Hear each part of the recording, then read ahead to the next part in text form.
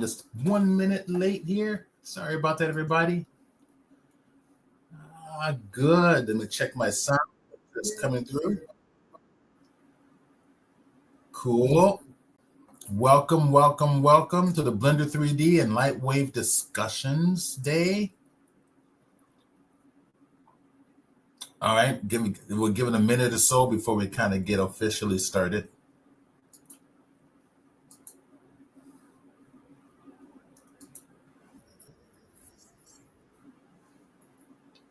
All right, I'm going to mute my speakers on Twitch. Good morning for me anyway. I don't know what it is for everybody else. We often get an international audience. Welcome. While I'm thinking about it, I'm gonna send out a little Facebook notice for everybody to come join in live.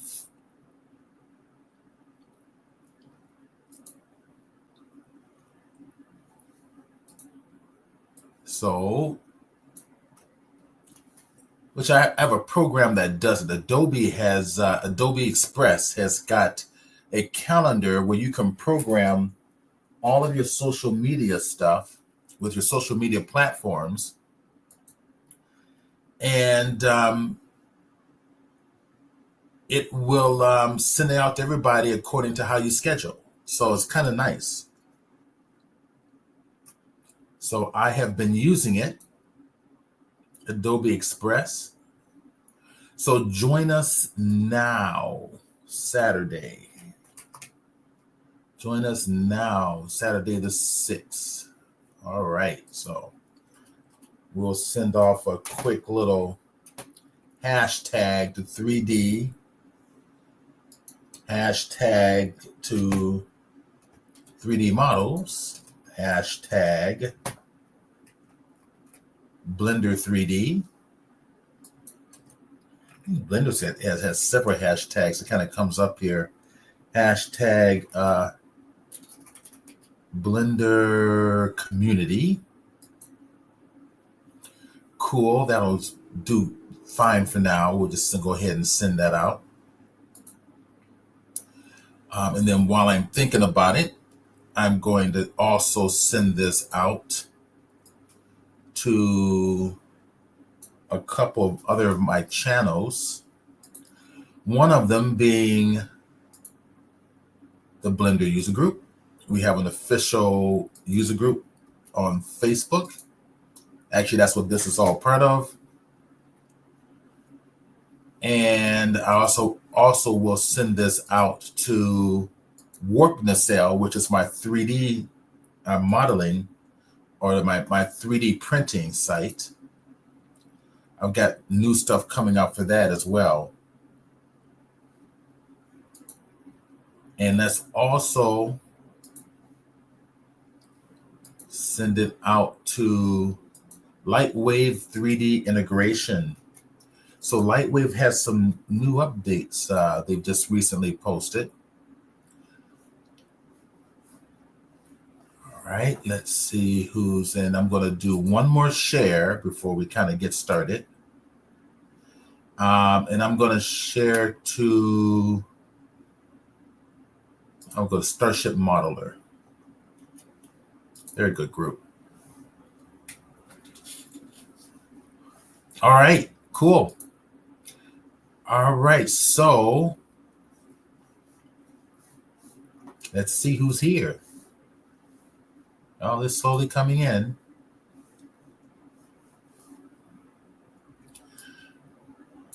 So I was thinking about what to do today. And I think I had promised a little bit of some AI workflow stuff. I think everybody will enjoy that.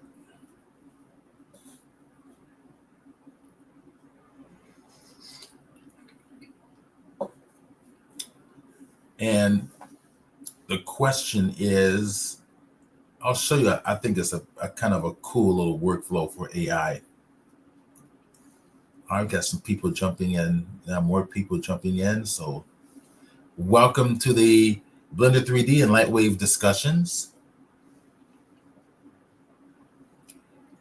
where we are currently live.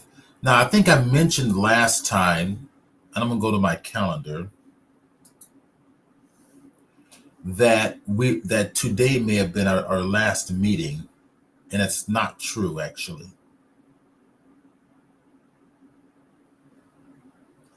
I looked at the calendar, and there was some things were switched around where we will be able to have a meeting next week and the week after, right before the Christmas holiday. So it'll be the Christmas holiday that week. We probably won't have a Blender broadcast, so that'll be the week of the 27th.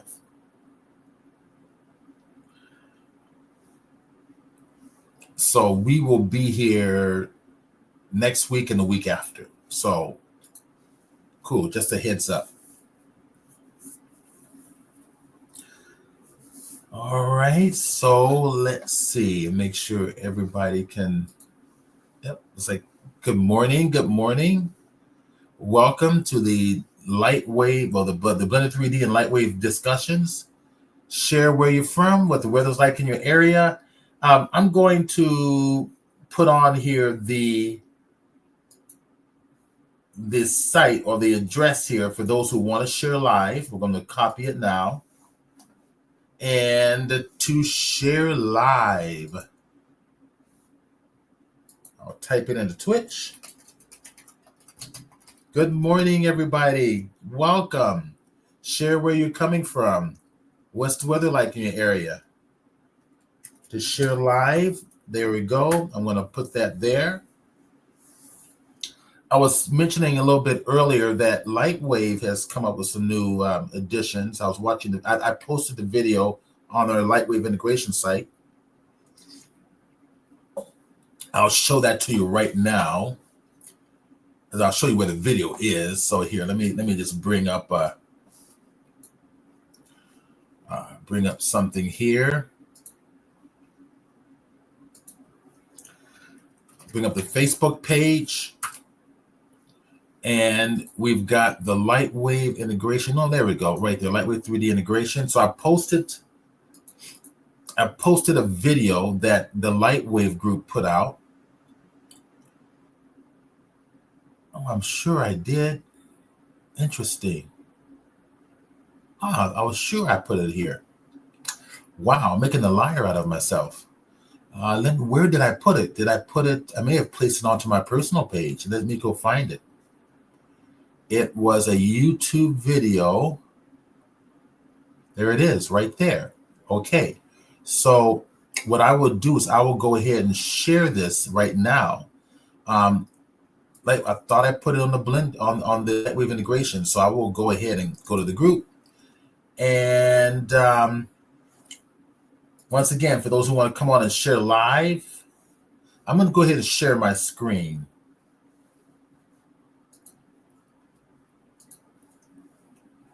All right, I'm going to share my entire screen, and I want to share that one. Cool. Okay, there we go.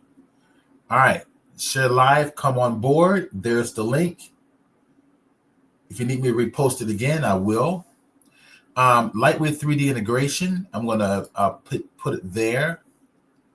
And LightWave updates. Deuce was on there presenting with the owner of LightWave. Let's see, LightWave 3D updates. So for those who are interested, go to our page. I think they called it LightWave 2026. I think, could be wrong. 2026 updates post. Okay, so this is on our LightWave integrations site. I'll give you guys the link to it right now. Let's go to here. Let's go to the LightWave 3D integration. There it is. This is it here.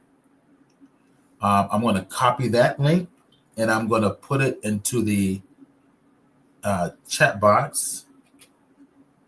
Oops, I didn't mean to do that. There we go. Let me go back to the, there we go. Thank you. Copy.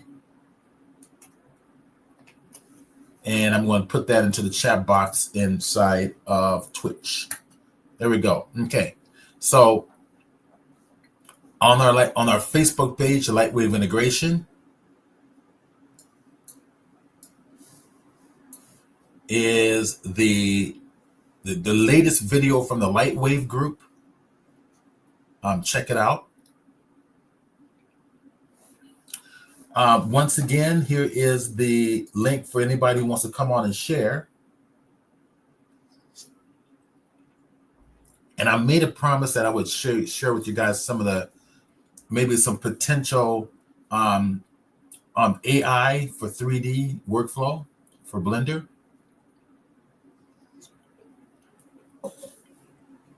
Blender's got some interesting stuff. I just downloaded, by the way. Let me go over here and show you.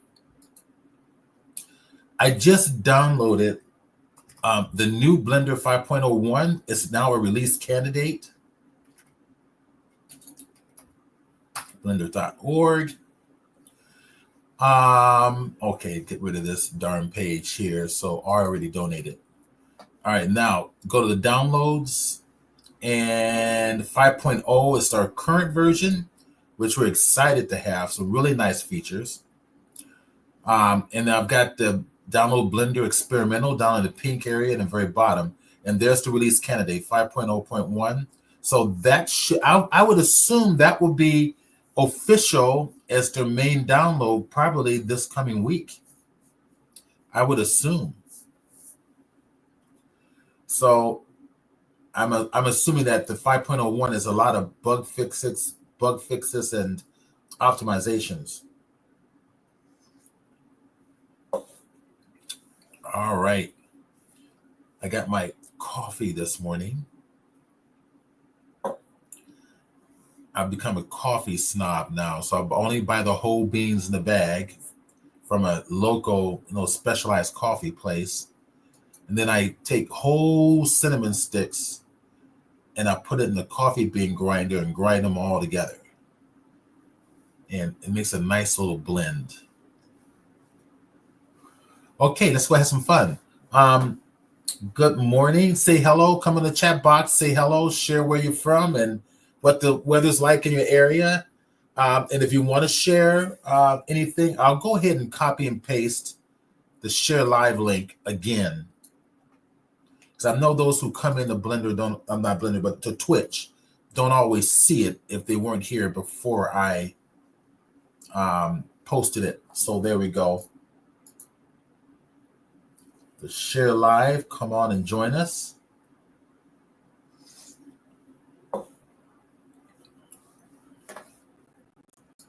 There's always room to share. Buster66, welcome. It's great to see you again.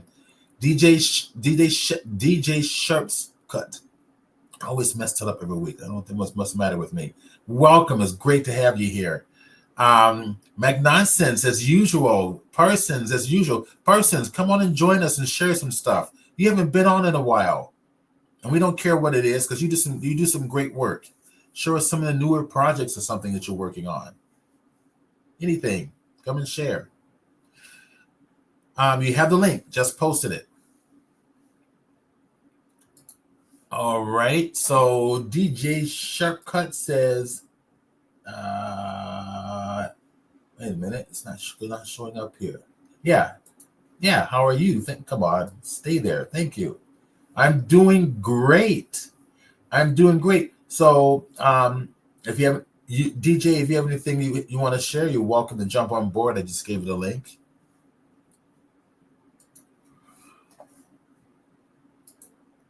Not everybody's names are showing up here, so I've got more people here than what's actually showing in my community section.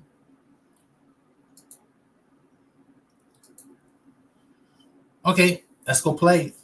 Let's go have some fun. Let's go play. So, all right, what should we do? So I figure maybe today we'll do something with AI. I've been playing around with this AI thing, and I actually signed up for something called triple AI or triple AI, however they want to do it or pronounce it. But I found even better stuff as well, but I'm still experimenting with them. So you're gonna have to hold off for some of the newer stuff that I'm learning right now. But right now, Triple it does some pretty cool stuff.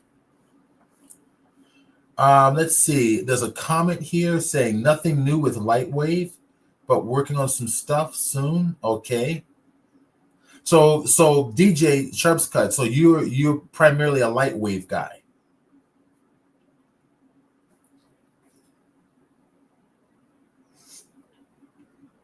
That was a question. I assume the answer is going to be yes.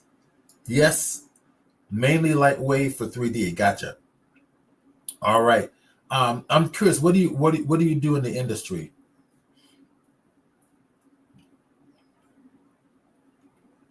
Are you a camera guy, a lighting guy, a 3D guy?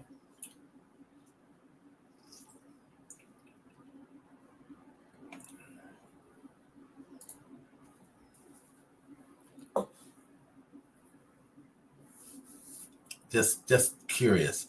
Okay, so commercials, promos, trailers, comedy specials, cool. Very cool. So directing, editing, producing. So currently, are you? So many of my associates are not working right now. Are you currently working? Out of curiosity.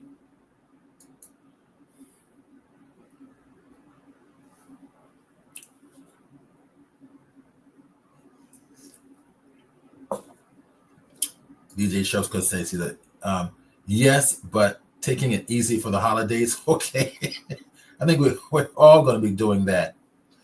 I'm working on producing some photographic prints for a hotel that's in Death Valley. They asked me to bring my work in as a permanent display on their walls. So I'm going to be planning on driving up there with the artwork with the framed artwork, actually producing it right now. Here, I'll share with you guys a little bit what I do photographically. Then we'll come back to Blender. And here's my website, and you get to see a little bit. Chromalution.com. So this is my website. I'm going to put the website in the chat box for your convenience. I'm going to do it this way. So that is my website there. And they liked the photographic work that I've been doing. Because I started as a professional photographer before I got into 3D. On my website, you can see the rotating images coming, fading in and out. But if you go to Showcase, I've got several skill sets here. I got my digital art, my 3D art, my photographic art, and then of course my published books and DVDs and articles. Here, but a lot of you guys don't know. I don't think a lot of people realize that I was an author. I've written about 8 books. I'll go to the book section, and this is way before AI, so no AI involved. So here they are. This one was by Adobe 3D and Photoshop. This is back in CS5, right? Creative Suite 5. And Zorana G and Pete Falco, they were the leaders of the 3D Photoshop team. And they wanted to do a book, and they asked me to do, asked me along with several other authors, which is Bert Monroy, Corey Barker, who was involved with Photoshop World, Russell Preston Brown, the creative, what is his official title? Oh gosh, I forget his official title, but he's one of the big muckety mucks of Adobe. Then me, Stephen Burns, right there. If I click on him, you can zoom in close. There you go. That's one of the books I wrote with Adobe. But the books that were all me as an author, 3D Photoshop for the Creative Professional, I contributed to the Advanced Digital Photographers Workbook, but the rest are my own. Photoshop CS Triggering Effects, the Photoshop CS3 Triggering Effects, Advanced Photoshop CS4 Triggering Effects. I did an art of poser in Photoshop because I was fascinated where Adobe's Photoshop was now starting to integrate 3D into its layers. At that time, another book that was solely mine is the Photoshop CS5. All the triggering effects are my books solely. The rest I contributed to a page or so. I like the Secret Award winning of digital artists. I won some digital art contest back then, and they included my work in their book. It was kind of fun. It was kind of fun. But anyways, we'll go back to showcase. So we'll go to the photography because I was talking about photography onto the Death Valley Inn's walls. Photographic art? Yeah, photographic art. That's what it is. I'm going to let it come up. And there they all are. Okay. So this is some of the photography. Kind of click on it. And I'm going to, get those framed and put right onto the, put it up on the walls and it'll be a permanent display up there. They want the Death Valley work. I'll just show you a little bit of everything, and I'll point out these will probably not go on their walls because it's not of Death Valley, because Death Valley doesn't really have any water. This is Death Valley. It's a shot from Death Valley. It's not one of my better shots, but it's I suppose this could be done anyway, but this will probably go up on the walls of Death Valley.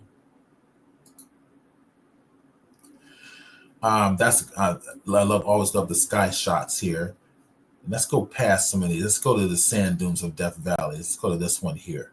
Okay, so there's one example. So David Glenn says, nice. Thanks, David. Here, I'm going to put, David, I'm going to put the link to join in live. For those who a whole bunch of people just jumped in all of a sudden. Cool. All right, there you go. That's the link to share live. So come on and join us. Even just to be a sounding board in the background. So David is our vice president for the Blender 3D user group.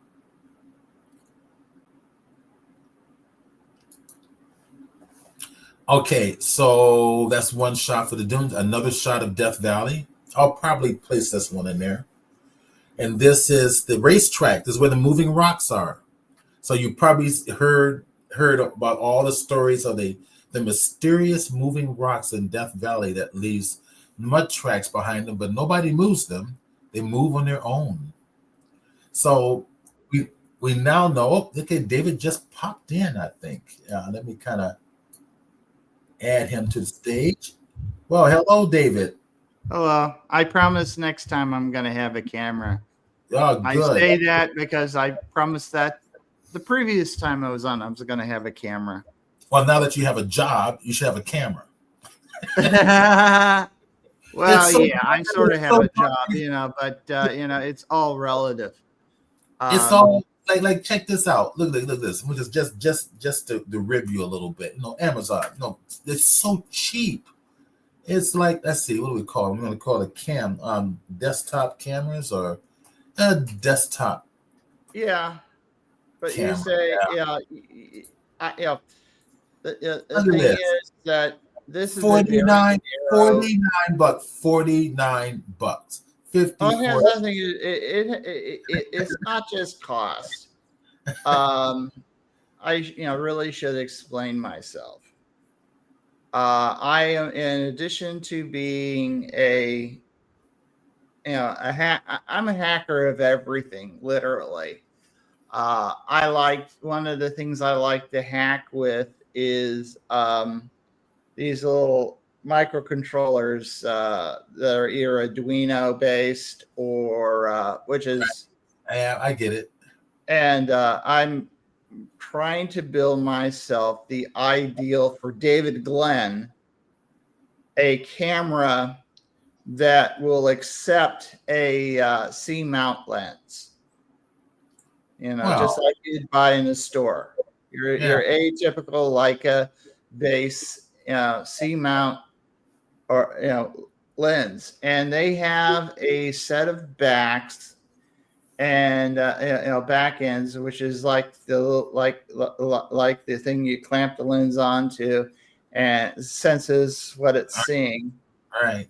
And Vidicon or what do I call it? I program using examples that are out there that shows you how to mess with this stuff. I take that, I try to program my stuff in that. And I built the other camera that I did have that was built that way. And hold on a second. So just don't overcomplicate it. Just we want to see your face. But I'm an engineer. Steve, my friend. Time is money. Friend. I'm an engineer. I'm a nerd. Paid to overthink things. Like, man, just put a camera and forget about it. you want to build a time machine. Yeah, I do. I'm going to stick to it. I'm going to stick to my guns. Everybody's into, this is my attitude, and I'm going to stick to it. And by gosh, that's kind of rubbed off on me a little bit. So that's what's. I want to pay. I'll put it to you this way. I want to make something that is just as good as a regular wall cam, that I can bend it just a little bit, just a little further, a little, to almost make it the quality close to what you do with your Fuji camera. All right. And your Canon. Let me get back to the presentation here, because we're going. Yes, please. Too long. I said too much. So we were talking about some of the Death Valley pictures I'll put up. This is another one. I think I mentioned this another one, the racetrack, the moving rocks. Let's see. Another would possibly be this. I've got other sand dune shots coming up right here. This is another one. So these were taken at Mesquite Dunes. If anybody's ever been to Death Valley, Mesquite Dunes is pretty much across the street or down the street from Stovepipe Wells, the hotel there. I know there's a dunes not terribly far from China Lake, and I've always wanted to go out and see those, but I don't think I've seen the ones that you have. But the dunes there are fabulous. They're vast and infinite. They're fabulous. And you should walk about a good mile, 2 miles out into the sand dunes. And it's a good hike. But you have to walk further out because there are no footprints out there. Anything close, you get footprints everywhere. Here's another shot I will definitely include. That, and just as the previous one, I'll include these two as well. Mm-hmm. But I like that one. It has a nice contrast. Oh, thank you. So I'll definitely include that one as well. Mm-hmm. All right. So that's not bad either, but I think the one before it, I kind of like, because even though it's I don't know, is that a simple black and white, or? This is that's black and white. Yeah. Sometimes black. I tell you, sometimes you can convey a lot of feeling and a lot of meaning in a black and white color picture. Well, that's what I started off with was black and white in the dark room. When I trained as a photographer, I trained back in the 80s, way before computers existed in the home of the individual. Yeah. And so I learned the traditional way of processing and and producing fine black and white prints. So I always find that photographers who've learned the traditional way are often better photographers than those who don't. Well, they get down in the weeds. Yeah, They get down in the weeds of things, and they understand everything down to how the grain of the film is going to react to the exposure. And I might they alter learn chemistry. They learn all this stuff that I think gets kind of lost when you put into the computer. And I kind of approach photography as more of a hobby. And when I went into college and I got exposed to SGI computers there, it was like I was trying to apply, trying to think like a photographer, an amateur photographer, obviously. But all those skill sets are invaluable for your 3D skills, for your 3D workflows. So understanding this, the stories being the most important, your composition, your lighting, all that applies to what you build in a 3D world. Let me share another. There's another there. That's not bad. Right. I everything's shot black and white. I'm now working with the Fuji 50S Mark II. It's a medium format digital camera. Some of these were shot with either 4x5 or the 35 millimeter full frame Canon 5D Mark II. Now, is that a digital camera or is that a? Yeah. Everything I'm talking about is digital. Well, except for 4x5. The 4x5 was traditional negatives, black and white negatives.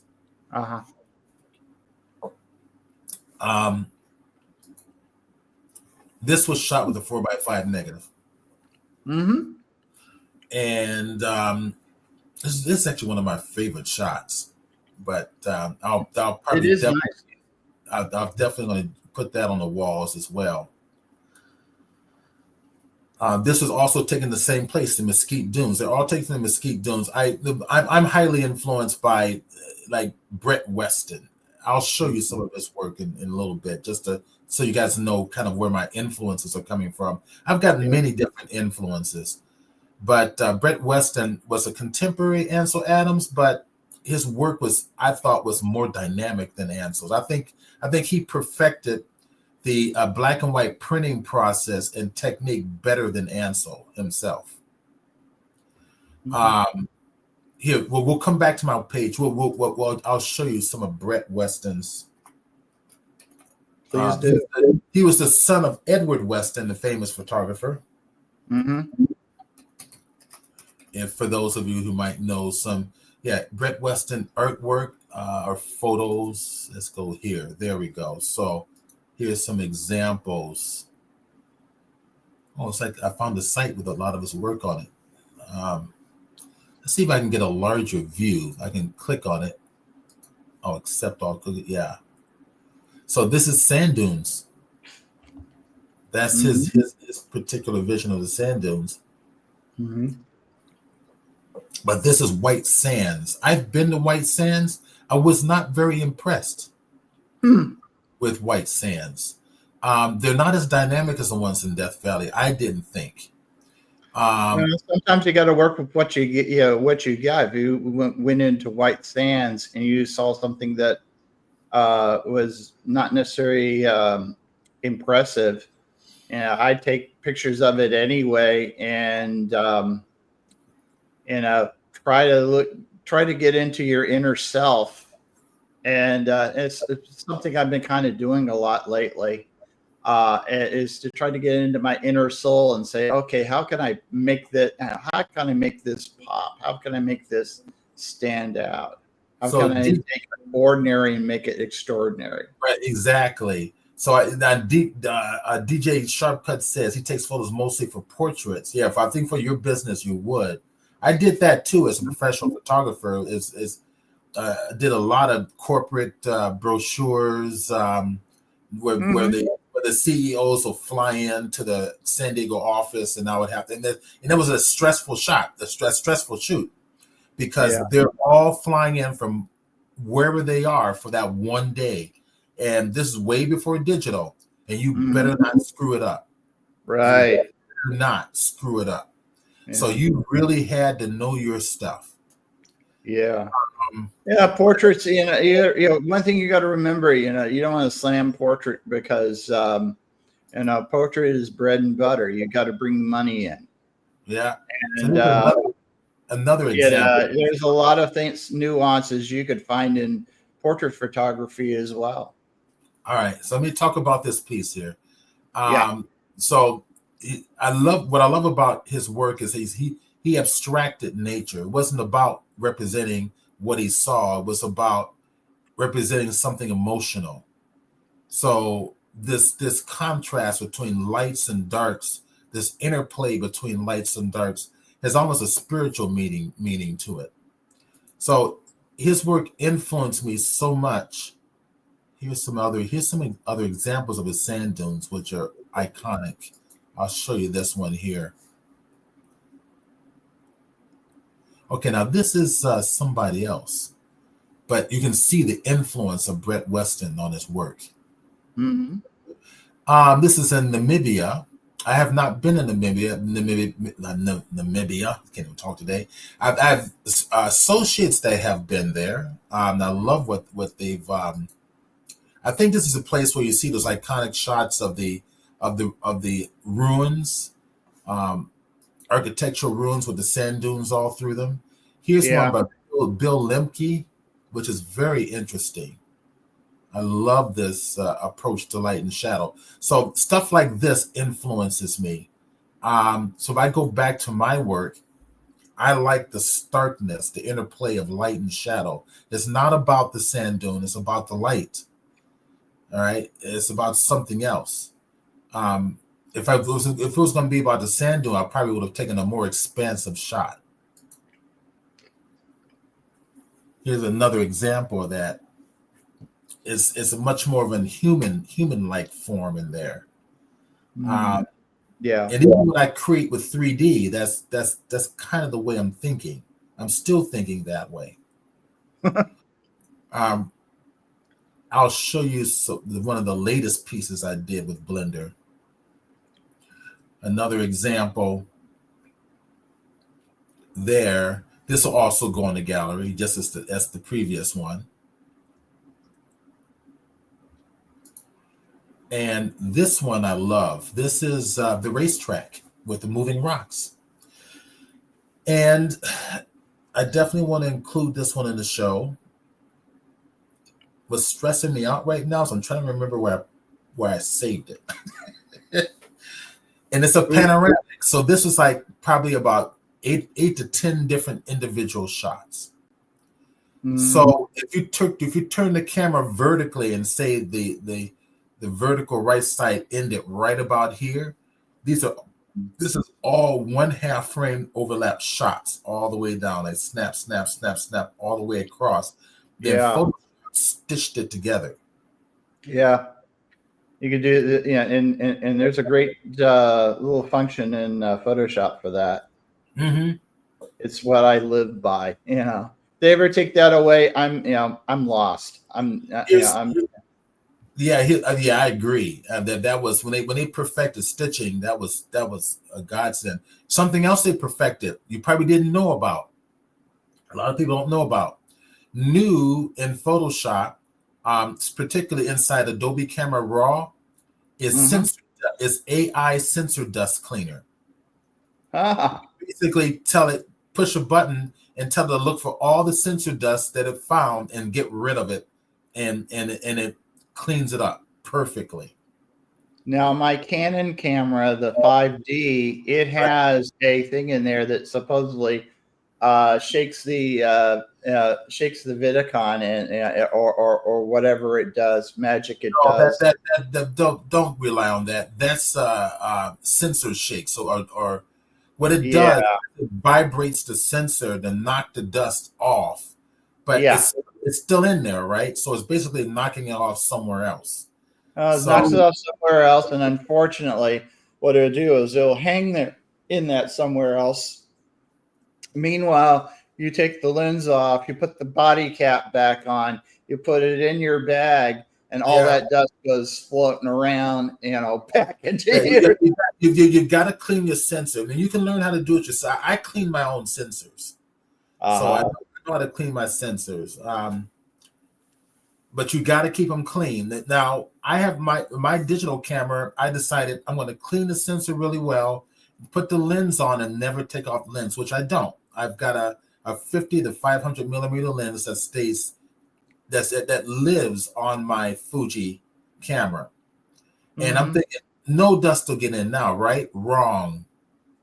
Dust still gets in, and they're weather sealed, right? All the camera companies are advertising weather sealed, you know, no parts, right? No, Yeah. dust still gets in there. It doesn't matter.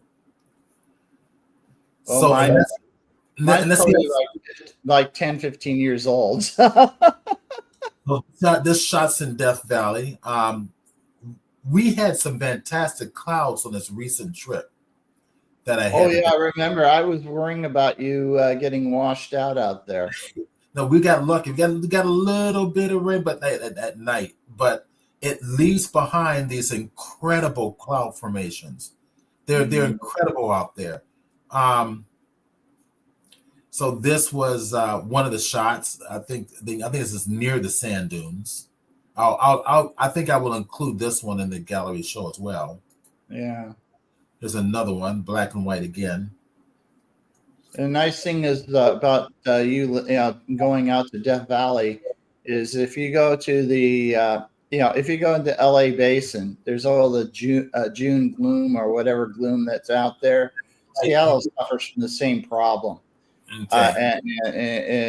What you do is you got to get got to get in your car, go out to the places where clouds actually break into hunks and chunks. All right. And even out here in Silverdale, I have seen some beautiful cloud formations. So this shot is when we do our Death Valley trip. We go to the ghost towns. I also go to the ghost towns up in Tonopah, Gold Point, Goldfield, and this is one of the shots of one of the cabins up there. And the ghost towns are fabulous. They're absolutely fabulous. Yeah. So yeah, these won't go in the gallery because this particular shot is Bodie. So that's the opposite side from Death Valley. Um, I won't include this because even though this is of Death Valley in the Death Valley Park, it doesn't really visually represent Death Valley. This could, but we'll see. And it looked This, like it got tagged. this is the recent shots that I did in Death Valley. Uh huh. We had that little bit of rain we were just talking about.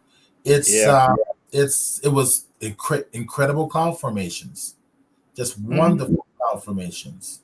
Crazy as it sounds, it's probably about the best time to get out there. We got a bunch of new viewers here. So RC Racy Tag, welcome. Kevin Fanning, welcome. John Marchant, welcome. Good to see you again. Let's see. Anybody else that I didn't already say welcome to? I think there's more, but I'm not seeing here on my list here. This is another example of those same clouds and death. I might include one of these, probably the other. A nice large print, and these were taken with the Fuji. Now, what's interesting about the Fuji camera is that the sensor is much larger. It's larger than a 35 millimeter sensor, which means you're getting a greater range of tonal and color information. So when you add a contrast curve on a 35 millimeter image, you get a stark, strong blacks and bright whites. The same contrast curve on a medium format image like this, the tones barely move. Mm-hmm. That's how much more information you have in there.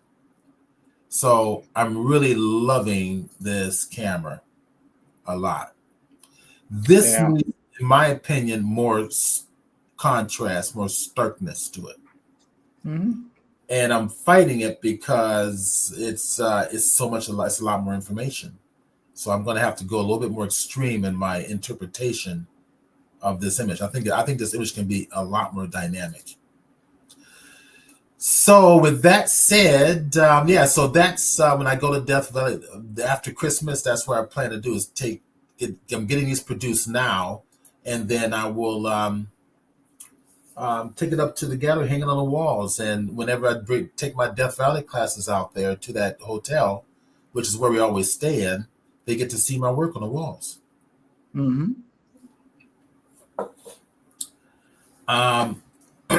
Kevin says, hello, welcome. Hello, Kevin. Hello, Kevin.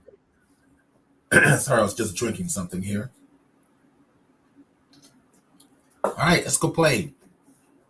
So I thought today might be a good day to kind of talk about AI workflows for Blender. That's cool. That will be kind of interesting. So I'm using a program called Triple Studio. Here, I'll copy the link. I'll put it in the chat box for everybody's convenience.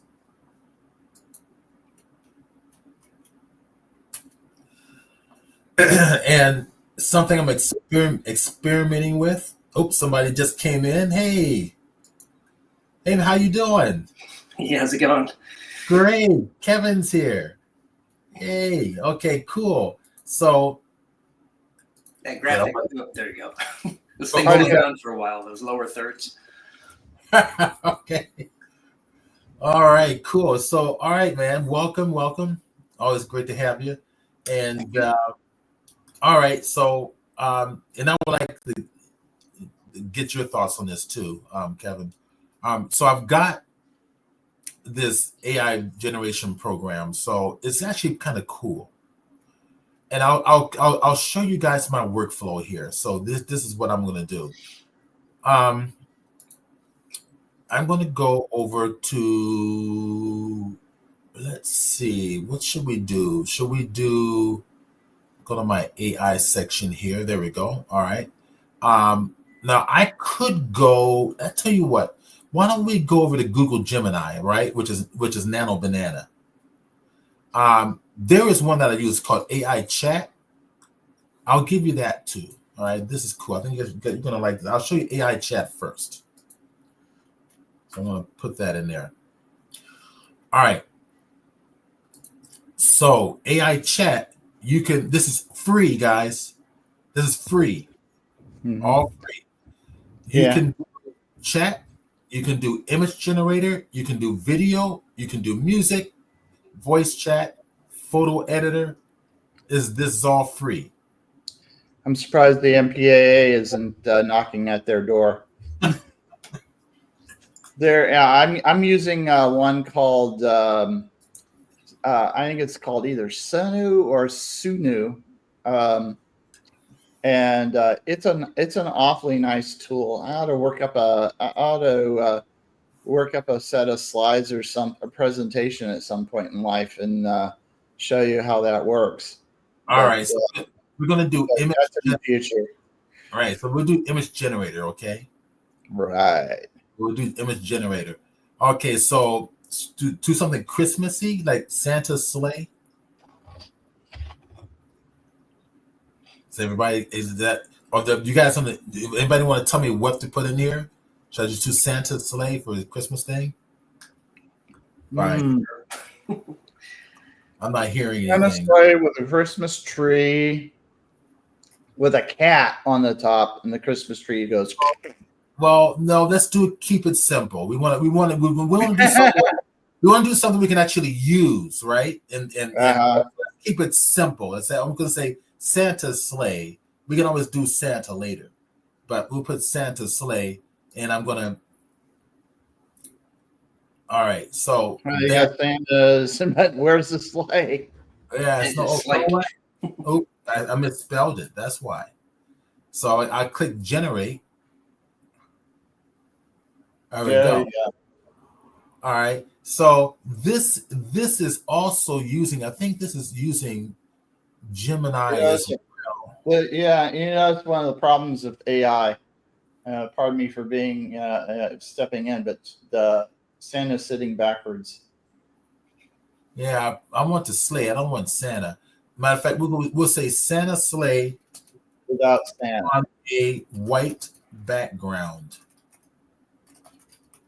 If you have an exclusion, I'd say without Santa. There you go. Okay, Santa sleigh. So I tell you what, I'm gonna start saving some of these, and we're gonna decide which one to use later. I'll put Santa sleigh without Santa next time on a white background. So I'm gonna right click on this one, save image as, and let's put this here. No, I've got a section right on my lessons folder, presentations, and I think I've got a Twitch. Let me go to. I thought I had a folder called Twitch. I don't. I tell you what, I'll make a new folder right in the root of it called Santa's Sleigh.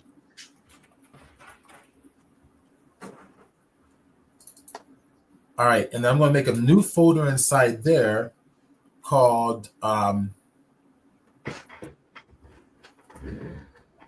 preference images. That's what I normally call it.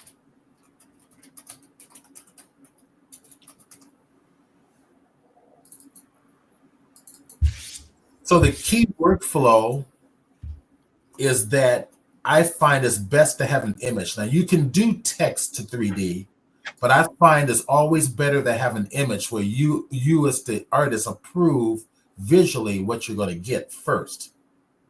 Mm-hmm. Then have the 3D program do it for you.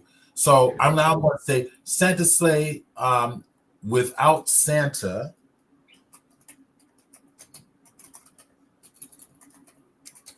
On a white background. All right, not doing good. So I'll generate again. Yeah. Right. Sometimes what you have to do is there's a thing where you say, where you put all the excluders in the phrase. Yeah. Or you have to denote it. The negatives. Exclude this. Describe what the object is, and then go and say exclude this, exclude that. Otherwise, right. What you want to. Let's see, we've got that in here somewhere. Let me drop this down. Choose shape. No.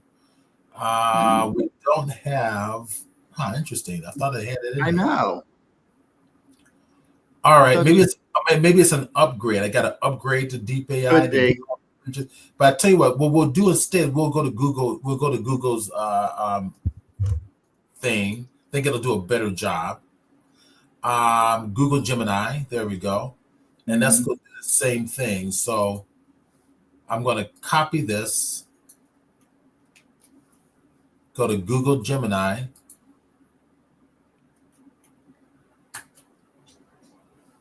and sit back and relax and see what happens. Yeah. Gemini is heavily used, but there it is. Okay, that's better. Perfect. All right, so let's save this image as, and I'll put that in the box. So we'll just say unnamed. That's fine. Okay, so I will now put remove all GIFs. Remove all GIFs.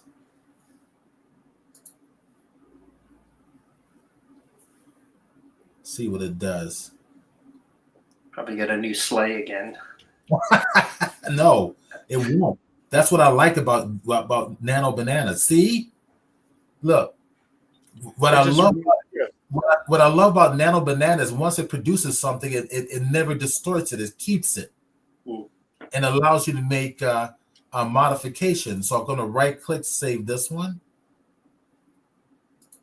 Okay, this one will work, but let's keep playing.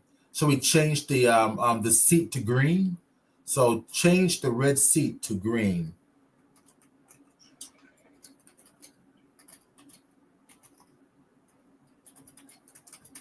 This is the beautiful part about Gemini. Really is.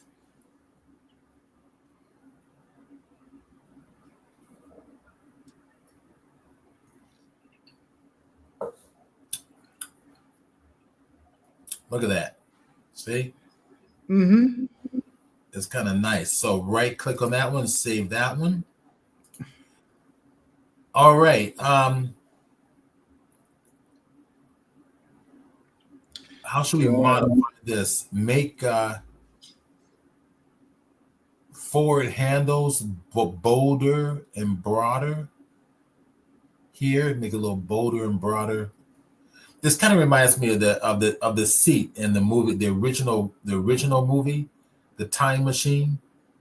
Yeah. Yeah, I'm sorry. I think that Time Machine is classic. They've never done a movie since then that had a cool looking time machine like the original Time Machine. They actually built it, I think. Yeah. Okay. I think it exists in some museum someplace, which was a very important aspect of Time After Time. Okay, so I say make forward handles. I guess I would say the forward hand grip. I don't know. What would you call that? Make the forward hand guard broader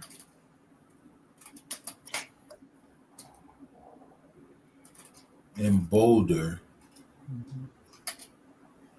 Let's see what it does.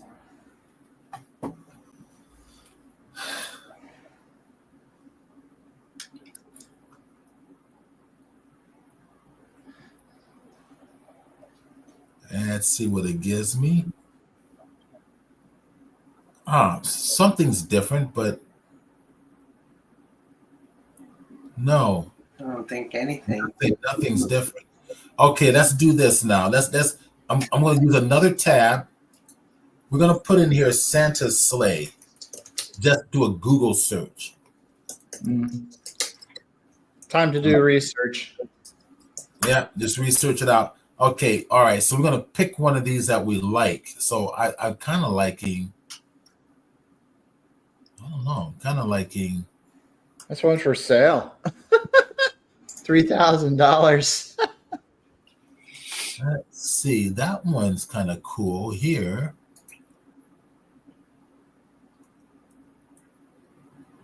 Yeah, let's do this. I'm going to right click. Let me see if I can save this as an image.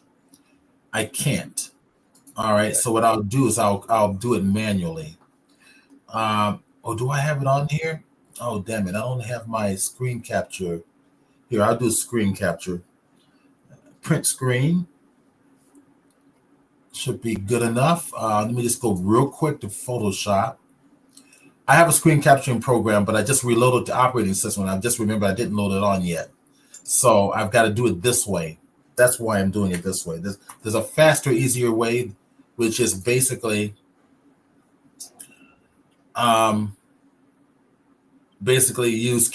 not Camtasia, but Snagit, and it'll. Okay, now what is this? Now Adobe wants me to verify that I'm me. So annoying.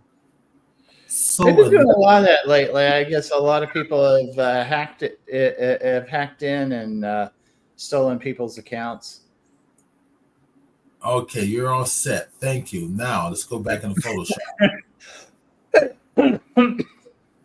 Photoshop, what happened to it? Did I accidentally close it out? Stupid. All right, silly me. Photoshop right there, 2026. We can do this in Photoshop, right? I guess so. Yeah, we can. I've been getting into the habit of using Microsoft's built-in snagging tool. I hit Control N, Control V, see if it takes it. Didn't put it into the screen, but that's okay. Yeah, let's do this through AI in Photoshop. Windows menu, let's go get our contextual taskbar. That's going to be are action. The whole purpose of this, we're going to bring this into Blender and going to create it through AI.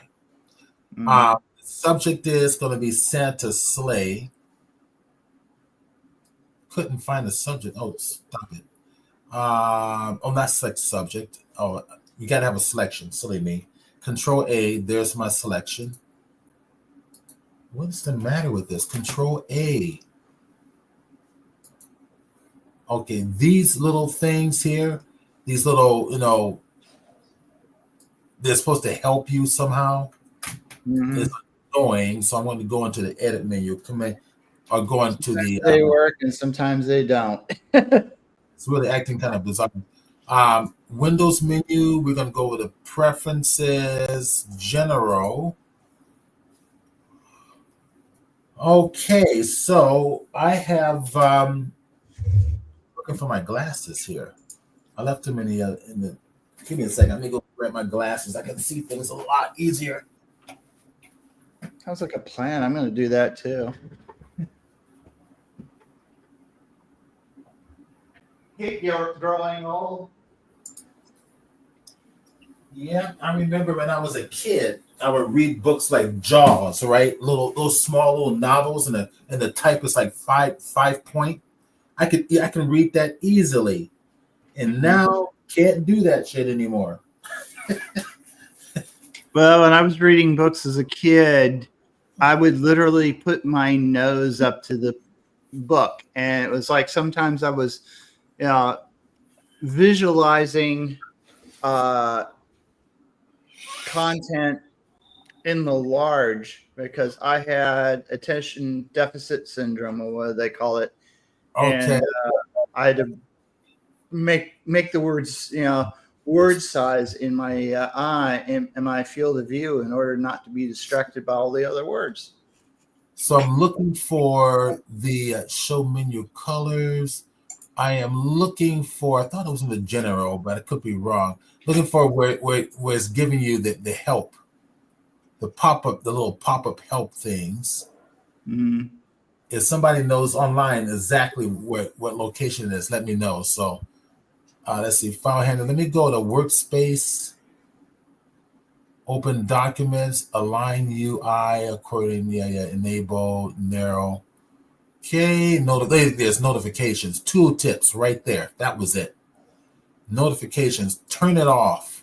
So annoying. Gosh, which tools? What's so annoying when you know it anyway. Yeah, but not only that, but it takes up memory. It's taking up your RAM. Trying to notify you of everything that's going on to help me. Yeah. Let's see. Performance. I like to take my performance up to like 85%. That's releasing more RAM specific for Photoshop. Mm-hmm. And let's see, export. Let me go check out performance, see what other options I've got here. All right. I think I'm good to do. I think one little thing I like to do, technology previews, enable, preserve details. These are other little options, content aware tracing tools. You might want to kind of look into this, but this is fine. Okay, want to click OK. I might need to reboot Photoshop. Nope, I'm not getting those pop-ups anymore. Okay, good. It works. All right. We are going to do generative fill. I should have credits. There we go. I'm going to put in Santa sleigh.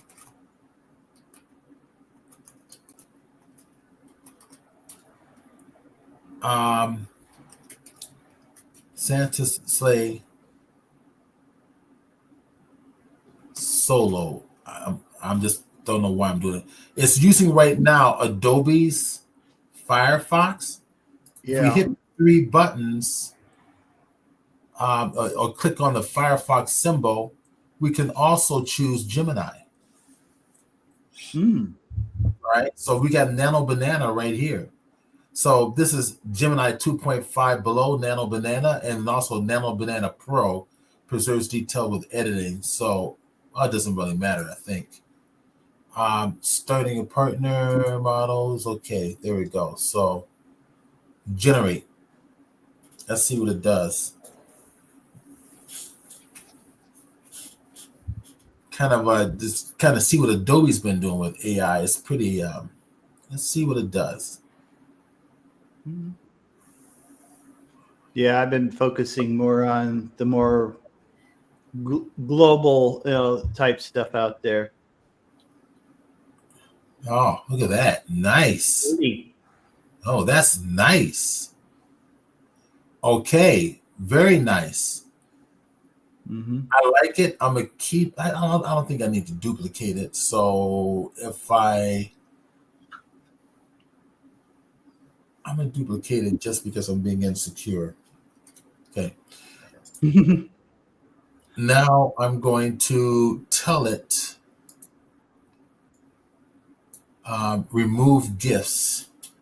Remove the gifts and houses from the background. Remove gifts.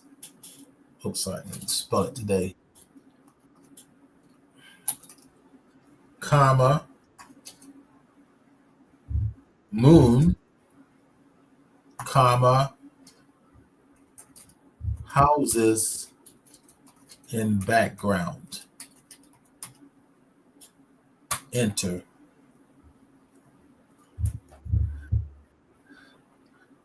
See how smart this is. But I love that sleigh. So I'm going to use that one to produce it for Blender. It is a nice sleigh. Oh, good job. Yeah. All right, remove chimney.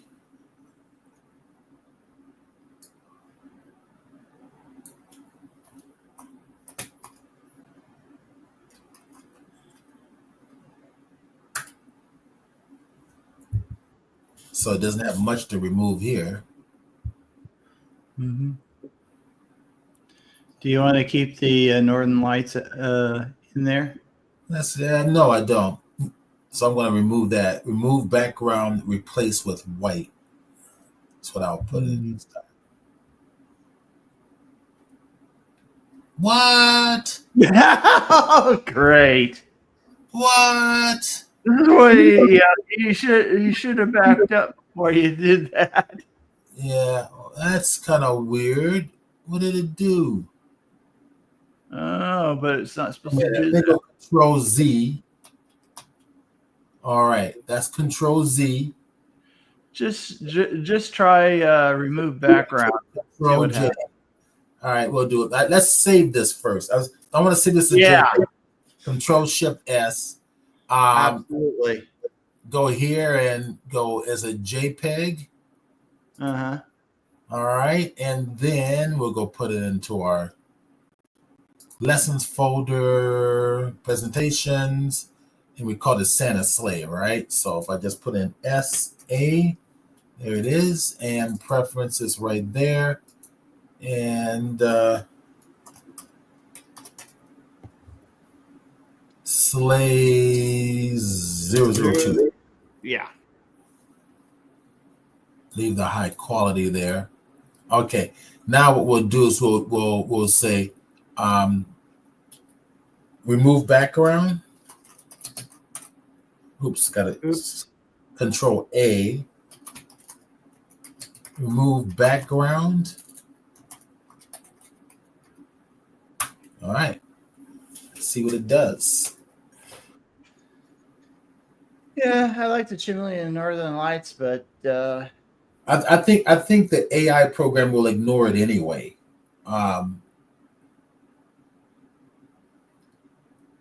the nice thing about remove background is it's pretty straightforward. Oh yeah, Beautiful. That's beautiful. I Okay. don't know what all that what all that stuff is in there. I have a feeling you got something there that's in the background, but let's save this one real quick. Save it. At least we've got it. If something happens, This is going to be sleigh number 3. Slay me 3. All right. So then next, what I'm going to do is remove background and replace with white.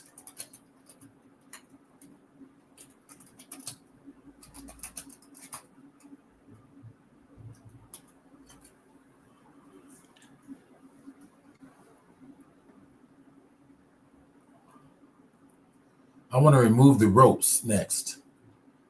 You did a good job keeping the ropes. Well, it thinks it's part of the sleigh.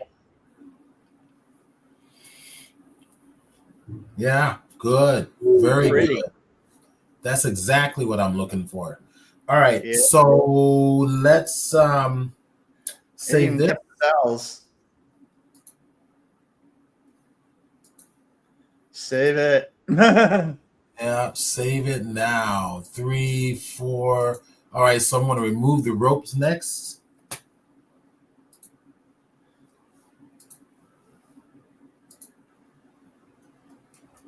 All right. Remove the ropes. Let's see what it does.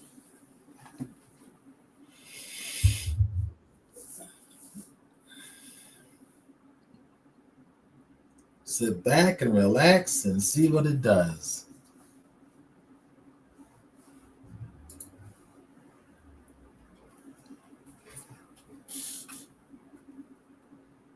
It went back. Really? Well, at least I didn't put the gifts in the houses back in. Well, we've got enough. We got exactly what we want. So you just paint those ropes out in Photoshop. But it did remove the ropes. Okay, now let's do this. Let's save that one. Yeah, save it. This is why I took 70,000 prompts for the Coca-Cola commercial. Oh, I am. Oh my God! I won't get into my rant on Coca-Cola or another one that I ran into. No, we will not get into that. Yeah. Okay. So let's say make background white. Take away. You want to take away? Yeah. We got the ropes out of the way. We'll say solid white.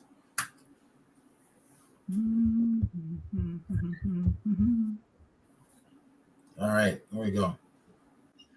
This is one of the things I enjoy about AI is learning how to prompt.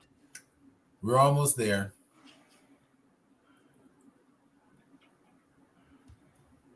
Oh, this is fun. At least for me. There's your chimney. But it brings back the ropes, which is the weirdest thing. Okay. And the chimney. Yeah. And look at the what I like about the white is it really brings out the detail, the interior of the coach, where everything else is. You still have a chimney. If I go, let me go to bridge real quick so we can look at them all.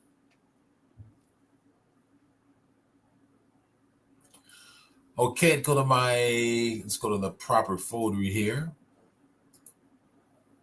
It's PC lessons, presentations, and then Santa's sleigh. Go right down here in the bottom.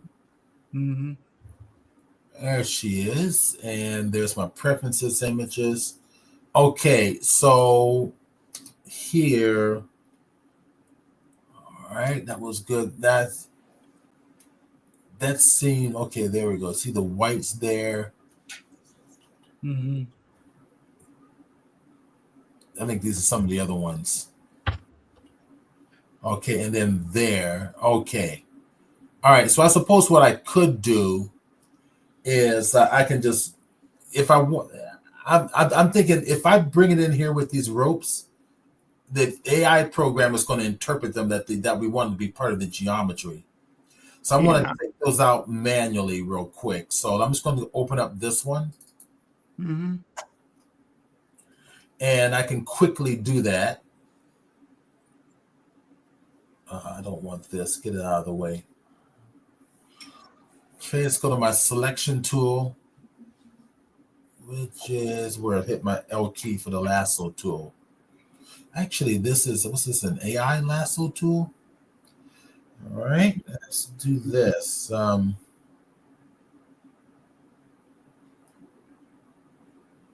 Reducing my brush size. I'm using the Option or Alt and drag left to right for the PC. It's Control, Option, and left click on a Mac. So if I paint over this like so and release it, generative fill, don't put anything in there. But we've got to we're in Google, right? We got to get out of Google. We got to now go to Firefly. It might work in Flux too, but I think Firefly 3 there. So now I just push generate. And I'm not going to put anything in here. I want to leave it alone, hit generate, and it should just replace it with white.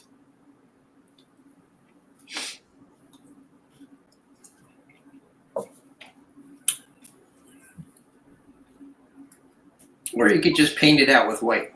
Take away the bell. Paint it out with white, fine. I'm making it too difficult, aren't I? Yeah, the bell's gone nicely. All right. All right, fine. I'll just go ahead and do it. Gotta be a way to. I know that in Photoshop there's a way that you can select things and just say take this away. Yeah, it's just I'm plugged into. I'm using a combination of AI and I'm plugged into StreamYard, and I'm also zooming to Twitch, so it's messing with my video graphics card, big time. So I'm gonna do this the fast and easy way. Just go hit the D key. My background color is white, so Control or Command Backspace is filled with the background color. Done. Bingo. I'll just clean this up. Oops, sorry. I didn't do that. I'm gonna clean this up a little better, and just undo again. What was that? You got to undo again. You got rid of something on your. You got rid of a big chunk of your sleigh there. Oh, did I?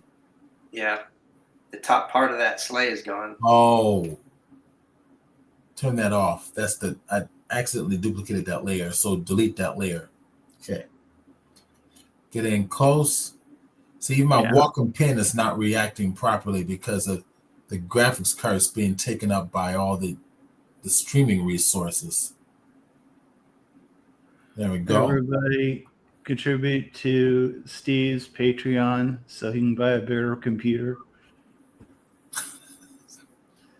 You know, wouldn't that be nice? All right. I'm going to go over here to, let's see, where is it? It is here. We'll do this. We'll just do the healing brush. This should work. Oh. Let's make a new layer. New layer. Sample all layers should be up here. Current layer. Drop it down. Sample all layers. Define source. Okay, no. Shouldn't be doing that. Let me see. Healing brush tool. There. I was in the wrong tool. All layers.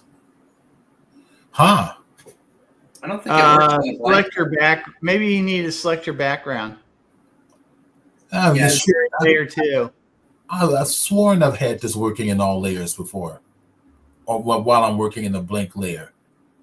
I swore I was able to do that. Remove tool. Well, I tell you what, why don't we do the remove tool? The brush over. Okay, and then what I'll do is I'll merge everything together. So Command Alt Shift E. We'll merge. Actually, let me do this. Let me undo this. No, that's right. That's right. That's what I want to do. Command Alt Shift E. And let's see if I do that. That's what I want. Remove tool and select it. There. That's it. Bingo. Bingo, and just go all the way down to here. Done. It's the AI remove tool. I'll go ahead and get rid of all this here. Good. And all that there. Good. I think I can probably do the same here. Yeah. And the same there. That'll do. There we go. Let's do it a couple of times. That's good enough. All right. Merge it all together. Command Control or Command Alt Option Shift E will keep your other layers, but merge it all together. I'm going to hit Control S and put it into the reference folder as Slay as a PSD. So I know that that's my layers. And then I'm going to right click on this layer. And I'm going to export as a PNG. And we're going to hit export. Preference files. Okay, so I'm going to call this one Final Slay.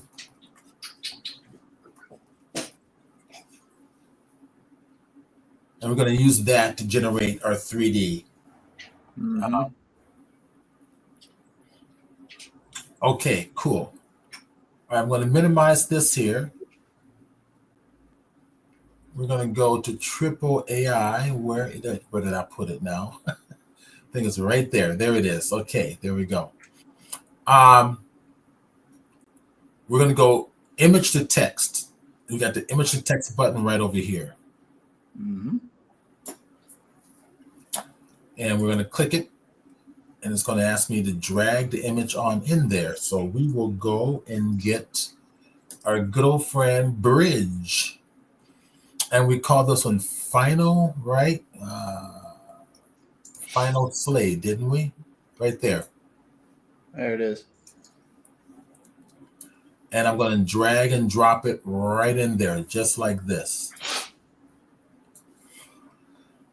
Okay, so we got some options here. Let me see what I've got here. I've got the Smart Poly Generate. There is an option to keep these all quads. And it's the one-click option right there. So I can build it and refine it, right? It's generating 15 points. I don't know. It says it's confused. Oh, you know what? I'm not signed in. Let me get signed in. Email, I think it's that one. Send code. Wants to send a code to your authenticator. Is it the authenticator? No, sending it to my email address. Go grab it real quick. Yeah, the reason it's asking me to do this, everybody, is because I reloaded my operating system. Yeah. So it doesn't know I'm here. It doesn't know it's me. It's looking for that old operating system. I'm checking the email right now. So everybody just be patient. There we go. Triple login. Got it. All right. Copy. Put the code in there. Log in. I'm in. It says 300 credits. So this must not be my account. My account must be the Gmail account. Welcome. Well, we already know this. Okay, next. Okay. Yeah, whatever. Just stop. Okay. I should have like 3,000. So you must think I'm a free account or something. Anyways, it's going to be 15 to generate. If I use to build and refine, if I go to one click, that's going to be 25. But I've got the option. Let me see. Where is it? If I scroll down, quads or tries right there. So we want quads. Keep those quads. Yeah. Blender loves quads. Well, all programs love quads. They all do. The only thing that doesn't like quads is the gaming engine. The gaming engine has everything in triangles, but but the 3D programs when you're designing and building wants quads. Mm-hmm. They all do. LightWave, Maya, Moto, doesn't matter. They all want quads. I was wondering why I was All always right. seeing So triangles. one click. Let's see where we go. There's my subject there. It's going to give 30 points. That should be 300 here. I don't know what went on. Click generate. It should be 3,000. I meant to say, not 300. I think I used a different email address for a different account. That is my pro account. So it's generating. Let's see what it does. Let's see what it does. And then we're going to bring it inside a Blender and show you exactly what you're really getting. I used AI recently to upscale my first 3D movie that I made in LightWave like 30 years ago. Back in the standard definition days, I upscaled it to HD. Okay. Looked pretty good, I have to say, for how small the file was. So what we're going to do, it's break time, guys. So we're going to take a break. We'll come back, let this render. And we're going to take our 15-minute break and come back and do more. All right. All right. I'll mute my microphone temporarily and we will come back. Have fun. Have a lot more fun.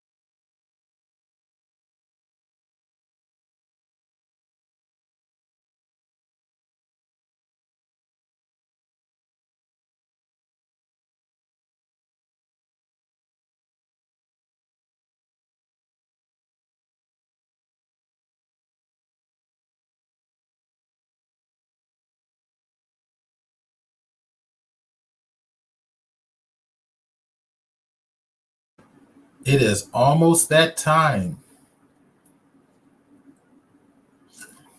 It is it.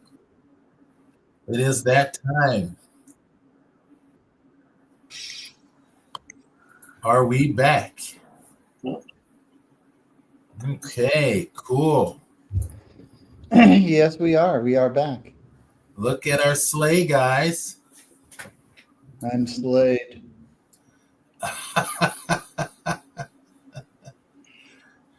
You know that there wasn't going to be a moment that I wasn't going to let that not happen. Yeah. So It kind of melded the bells into the sleigh. Yeah. yeah, it sure did. It's kind of like photogrammetry. That's exactly. Oh, yeah, that's kind of really what it is. Yeah. In essence, that's really all it is. So you still would have to re-topologize that if you wanted big time better polygon flow. Yeah, well, we're going to bring it in a blender so we can actually see what we need to do with this thing. It's almost well, if you want a more accurate rendition, then it's like you just want to build it yourself from scratch. Yeah, this is good for like a distant shot or something, you know. Yeah. Yeah. I guess the only thing I can even think about improving it is beforehand to have it remove the bells. But other than that, that would, because everything else has that texture, that wood carved texture, right? That something like that sleigh would need. Let's go to export here. Let's export this as we do this a Blender file. Mm-hmm. Look at that. It's got a Blender file. Got FBX, Mixamo, and 3D Max. Go to export as a blend file. We'll go put it into our folder. Let's let it finish thinking. There we go. Okay, Santa Sleigh. Put it right into the root of Santa Sleigh. And there. Okay, so let's go into Blender. So Blender should be open right back here. And Control O. And we're going to have to go to our lessons folder, presentations, and then Santa Sleigh. Right down here near the bottom somewhere.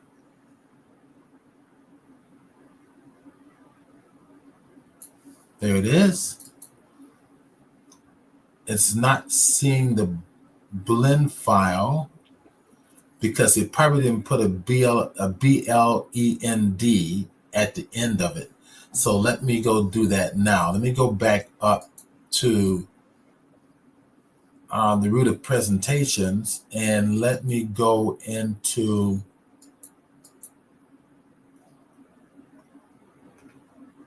Windows Explorer. Go to my lessons folder, go over here to Santa. Zero presentations and Santa. There we go. There it is. So 3D model. And it says Adobe Dimensions, but it shouldn't be. So we should put a dot BLEND at the end. And now it should see it. So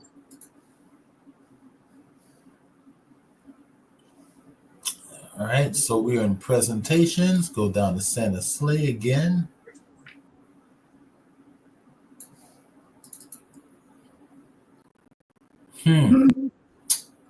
Interesting. Sure, isn't it present in the export? We'll do an FBX this time. Yeah. Just say for export. Okay, make a new folder. FB. Yeah. You might want to look, if you look down and save it as type, it says Adobe Dimension. You might want to change that to FBX. Yeah, but that shouldn't matter. Blender should still see it. Blender should still see it. FBX, there we go. Model, it says Adobe Dimensions. Yeah, that should say .fbx on the end, so I'll just put it on there. I don't think I need to, but Wasn't the first file in FBX also? I didn't pay attention. I don't think it was. The first file was a blend. Was a .blend file. Yeah, but it's set to FBX. Interesting. Let me go to import FBX, and documents. if I do this, let me just save this file. Command Shift S. I'm going to go save. I'm in presentations already. Go back up. Go find the Santa sleigh.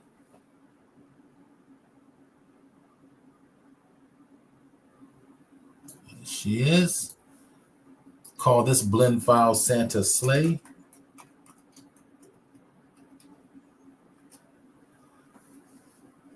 Once it's in there, now it'll default to that folder. So file, import, FBX. There we go. Defaults to the folder, FBX. There it is.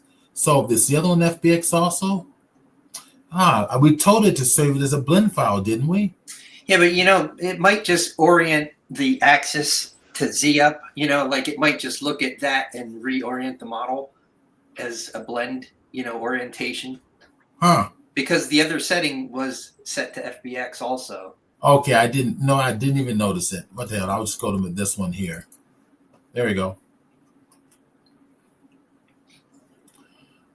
There it is. Okay. Did it bring in the images? If we go over here to Z and then materials view, there we go. Cool.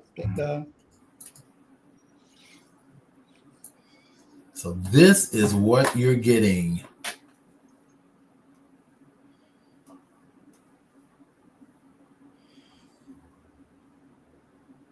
I'm glad we erased those ropes, huh?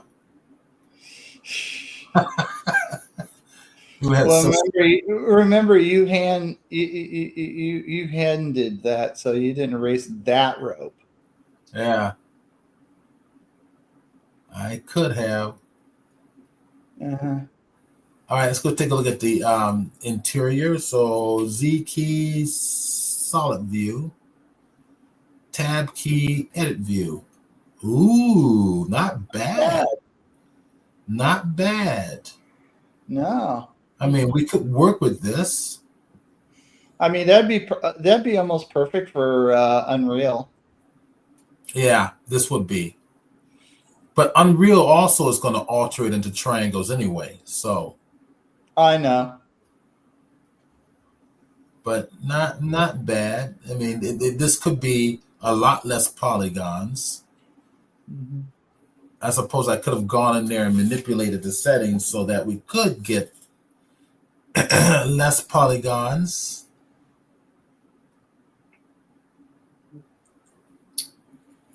Okay. So I suppose what we could do, let me come over here and go back to object mode, and I'm going to go to my overlay options, and I want to see the face, not face orientation, but the wireframe. Mm-hmm. And there's a decimate plugin in Blender where we can reduce the amount of geometry in there. And since they're quads, it should stay quads.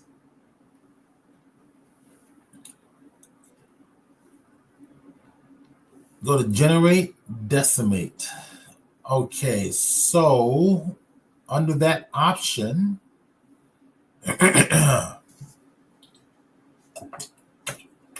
drinking some water here.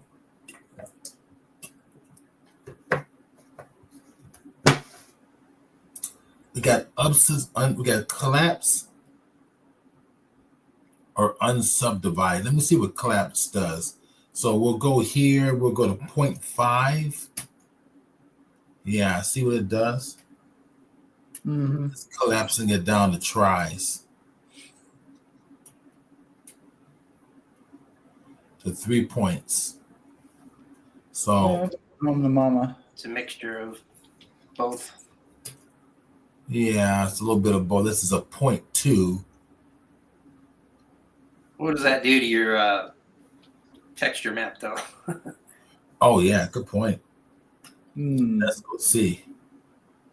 Let's go see. Messes it up. It really messes it up. Because it's messing with the UV mapping.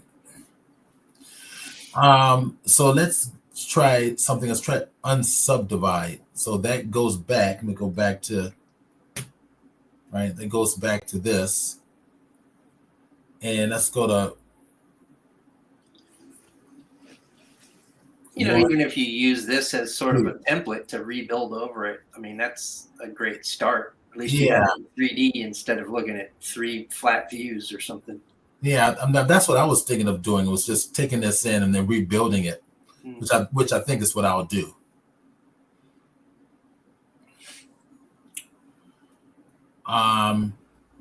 You might even want to start with the sleigh, with the sleighs, the edges.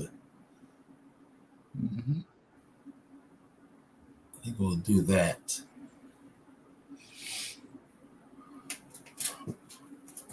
Okay, well, in that case, let's let me just turn off overlay,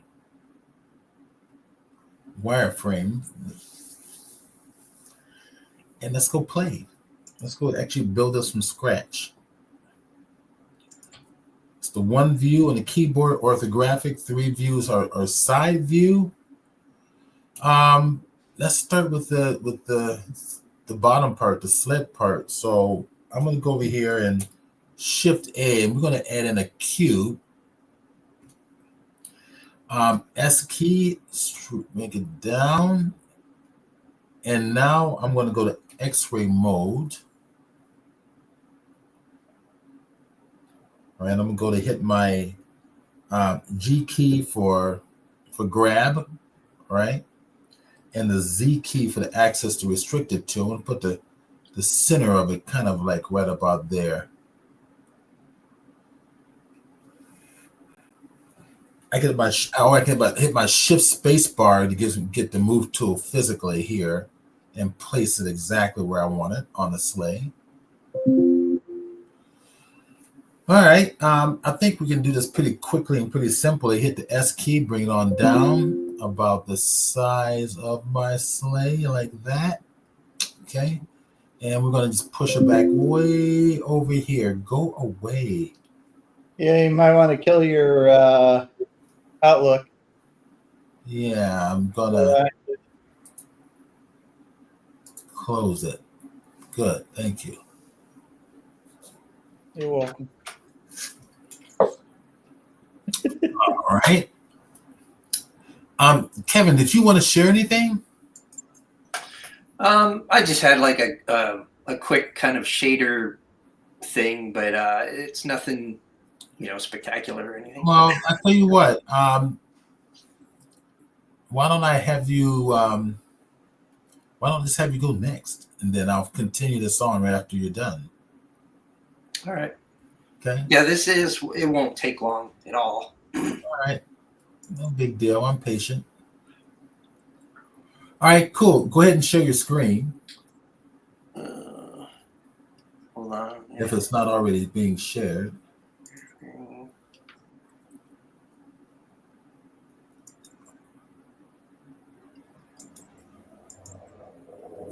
I see David's screen, but David shares all the time, so we'll let you go first.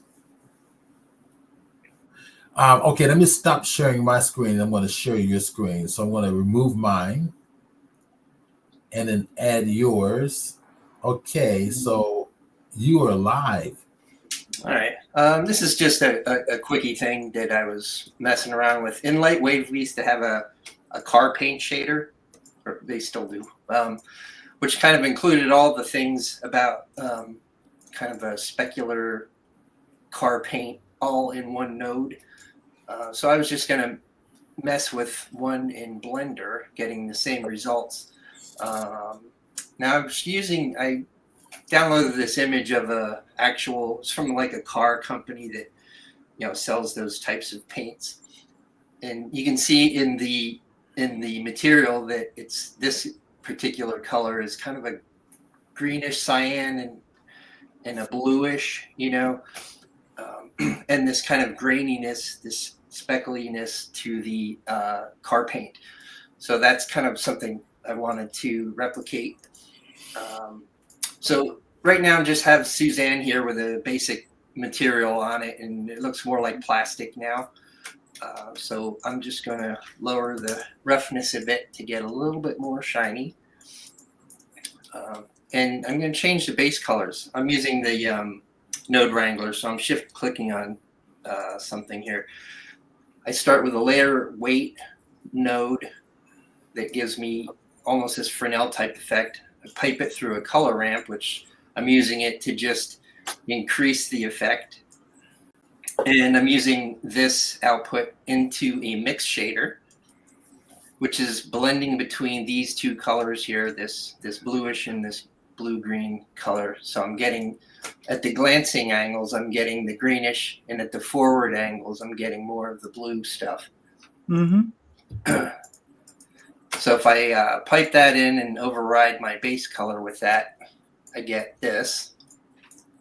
But it's still not quite looking like metal. So I'm just going to go to my metallic here. And 9.5. So now it's getting to be more like metal. But what I want is this kind of, this graininess, this kind of grainy dithered look to the paint. So I'm going to use a roughness map for that. So I brought in a noise texture, which is just set to be really fine and tiny.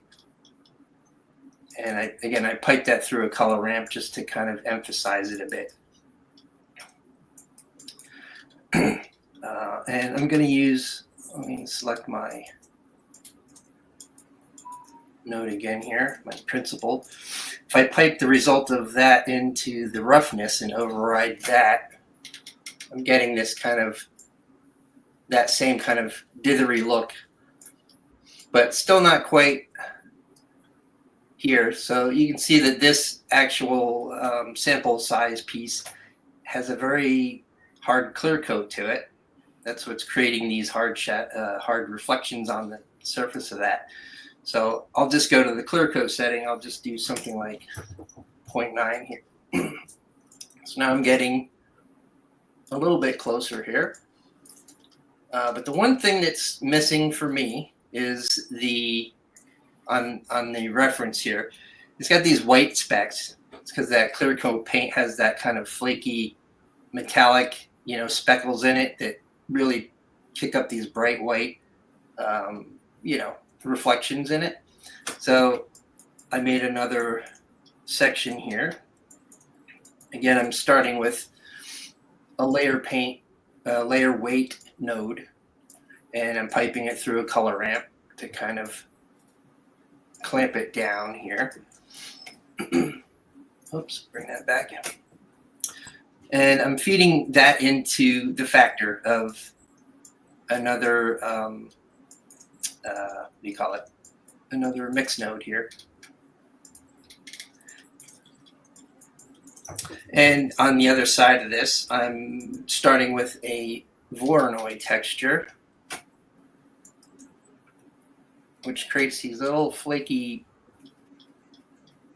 patterns, piping that through a color ramp where I'm clamping down on it in order to get, you know, kind of the right amount of flakes to this.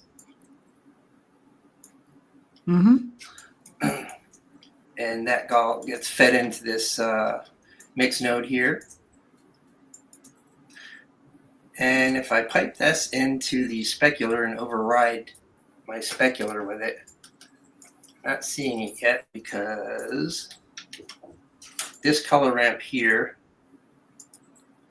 if I set its value to be very high, like 100, now I'm getting that kind of bright speckly, you know, those glinty highlights.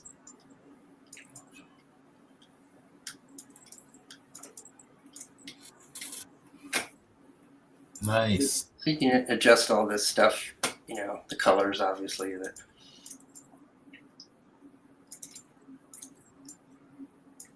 Yeah, so that was just a quick shader thing. Like I said, yeah, LightWave has it all in one node. Huh. I mean, and that's the beauty about 3D is that if you build something in Blender and you like something in LightWave, you can bring it to LightWave, do your shader trick, and then export it out as an FBX to bring it back in Blender, and it should represent it. Yeah.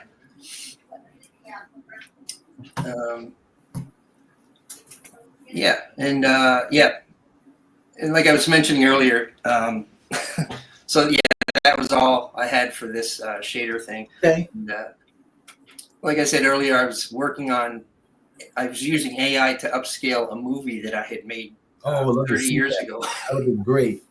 There's an option. There's an option in inside of StreamYard where you can actually share your the sound from your video. Oh yeah, I'm not going to show the whole thing. It's a 5-minute video, but okay. Got it. All right. I'll just show some of the But if you want to hear the sound, if there's sound, then you can just go to the settings. I think it's under. So this is you're looking at 1995 video toaster, LightWave 3D. Wow, look at this. That's the video toaster. That's great.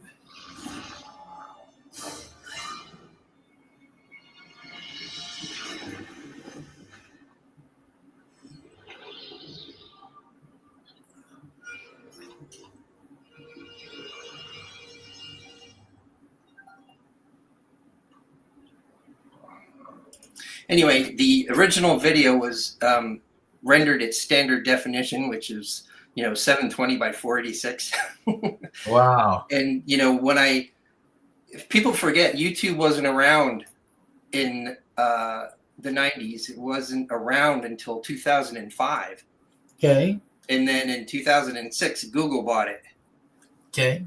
And in those early years, they didn't take resolutions like HD because HD didn't exist yet. It wasn't a format yet. It wasn't until in the United States around 2010-ish that the cable companies started to transition to HD. So yeah, my original video that I put on YouTube back in 2007 was it was like 480 by 386. Like those were like the maximum. I remember all the advertisements from the local companies here in San Diego saying, "Now we're now HD. Get it now." Yeah. It took. It wasn't until kind of like the mid 2010s, that cable companies were really starting to switch over. Yeah. It's like it's a good selling point. It's like I'm waiting with bated breath for my cable company says, now we got HI. You can talk to the thing and ask it what you want, and it will find it for you. Yeah. So yeah, I was kind of happy about AI upscaling because I started this in 1995. I did like the first 2.5 minutes of it in like 2 weeks. And then I took a job somewhere where I was at for 23 years. But the job kept me so busy that I didn't get to finish this movie. And it was just like hanging over me. So eventually after like 4 or 5 years into this job, I decided I need to finish this movie. It's just hanging over me like an albatross, So I would go home after work every day and treat it like a second job. And even if I spent an hour on it a day, that's all it needed. Like I just needed to be back in the groove again of finishing this. So anyway, years later, I spent about 4 months after work working on this, even though it would have been done in like another 2 weeks if I didn't have a job, you know. So anyway, it was pretty cool because when I finished it, the second half, it was on the LightWave had already transitioned to the PC version of LightWave. So I was using that software now. So it's kind of like 3 versions of software in LightWave that I finished it. You can't tell the difference because, you know, LightWave's render is very stable throughout its releases. But also I didn't have the scene files at my disposal anymore, you know, the Amiga stuff. So I was like, because I would have just re-rendered the stuff, you know, and done it the right way.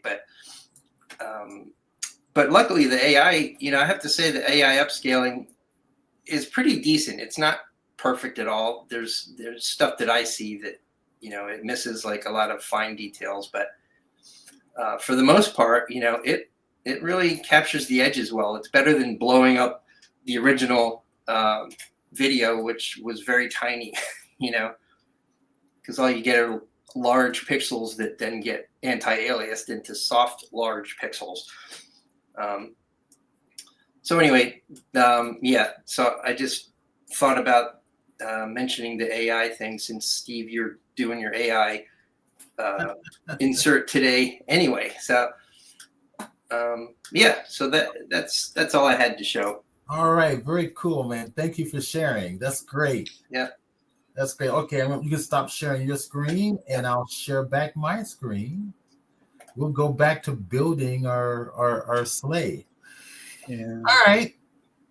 Cool. Let me just kind of take a quick look at this. Hit the period key on the numeric side of the keyboard to zoom into my little cube.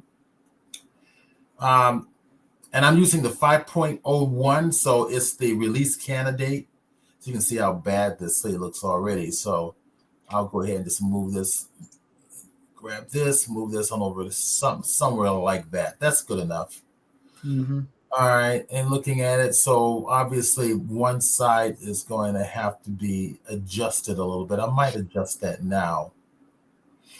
Let's go into edit mode, but after I hit Control A and apply my rotation and scale, and tab key for edit mode. Let's go play. Let's just go grab this edge here. So grab that edge, and I'm going to make sure that I'm staying in global mode here.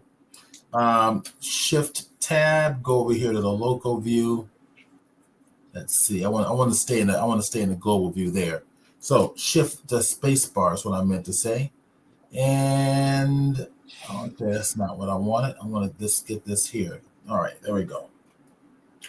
And it looks like that kind of comes out like this a bit. All right, we'll go ahead and kind of do that now. Kind of get the shape going that we want.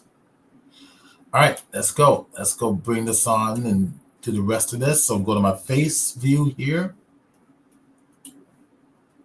All right, and we'll pull it on back and just kind of pull it all the way up like that. Okay, that looks good. All right, so now how to get this to curve upwards. I think we can do that. Go to our side view here, hit the 3 key on the numeric side of the keypad, and I think I'll move this back right about there. That's where it's going to start. All right, let's fill the screen with that, with the selected face, and then what I'm going to do is I'm going to hit the shift and right click, shift and right click, right about there, to bring the 3D cursor here. So let's see, I'm looking at chat here. So Mandala had a question. Jason Mandala had a question.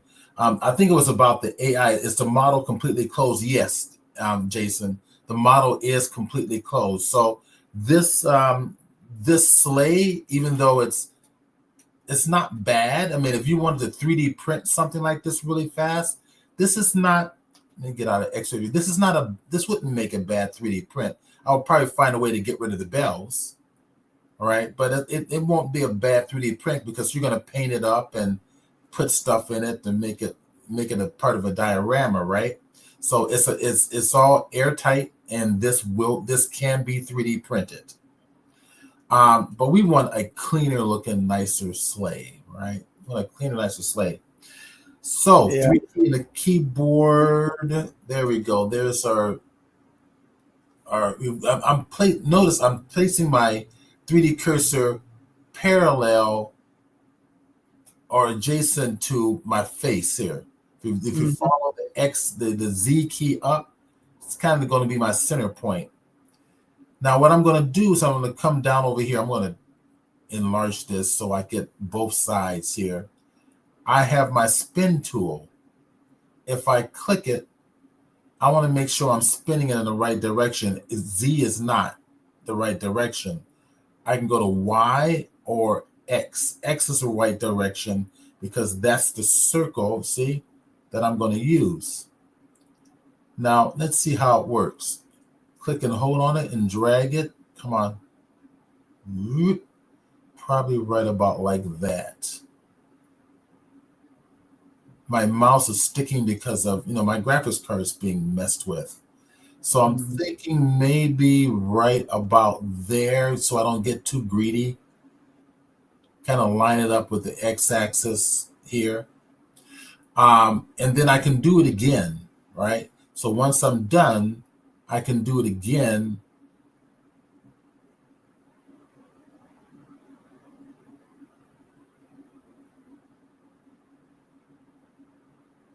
Let me do this. Let me hit undo.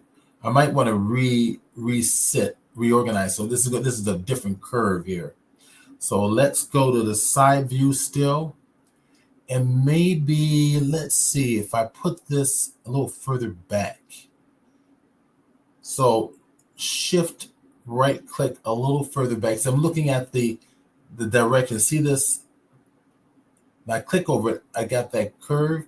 Maybe set the 3D cursor a little further higher, right about there. Yeah, see, right there. See that? So I'm mapping this out. Maybe move it back to the left a teensy bit. There. Mouse over here. Maybe a little bit more.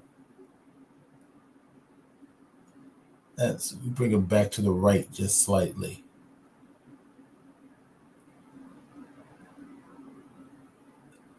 And that should do it. Let me just teensy bit more. There we go. That's good enough. All right, so let's see what happens. I'm going to want it further to the left. So undo it. I'm going to have to wing it. Right about there. Okay, let's see what that does. It'd be nice if that was interactive, that center point moving. Yeah, it's just reacting to the 3D cursor. Then once you apply it, it's applied, right? Well, let's go here. There we go. It is interactive. So to there, that's good enough. I'm going to just move it back right about there. That's close enough.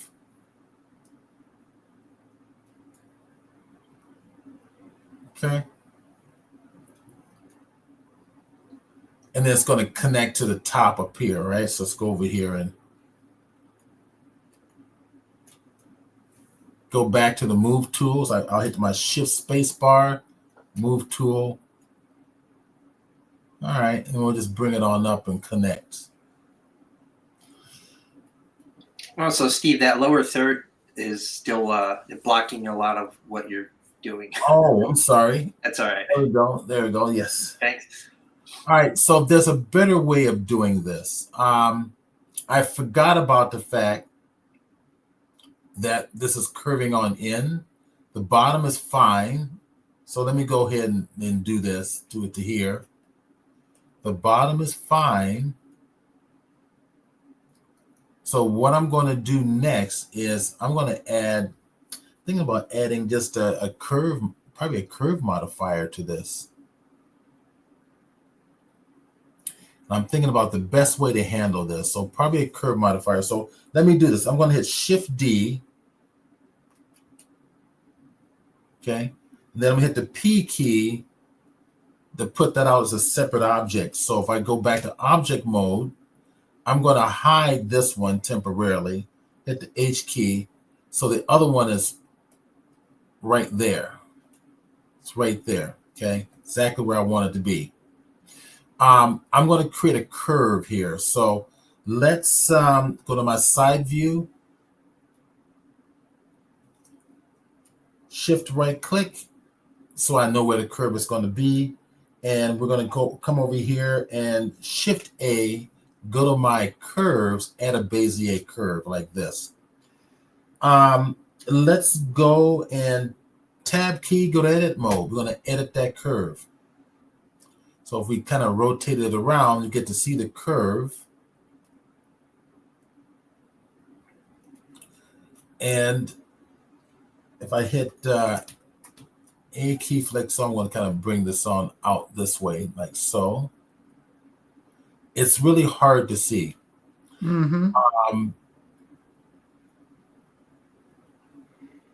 I see it, but it's just barely. Just barely see it. So, and it's because of my background. I customize my background. Yeah, I'm gonna come over here, go to my tweak option.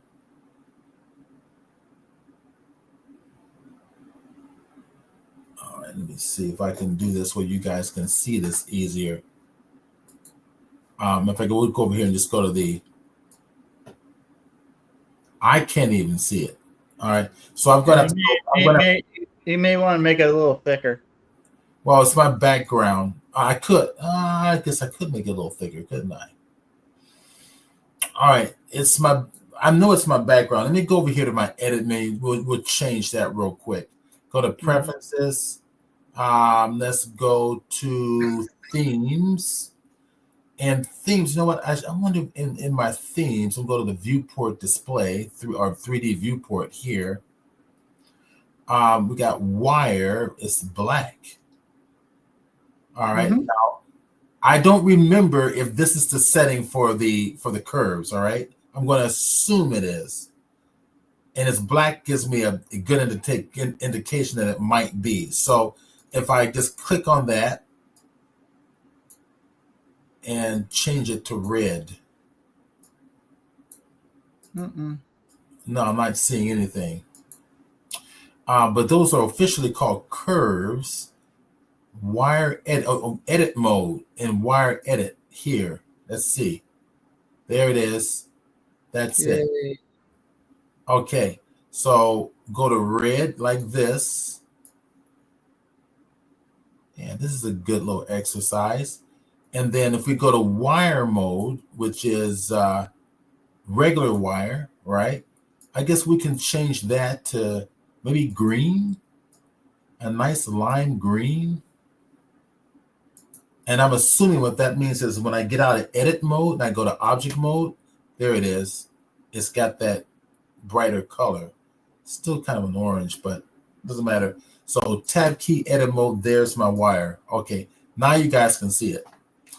I'm going to take it and I'm going to rotate on the X 90 degrees. So R key, in fact, here we'll do it this way. It'll be easier. Let's go to object mode, R key, X 90 there. Okay, so let's go to the side view.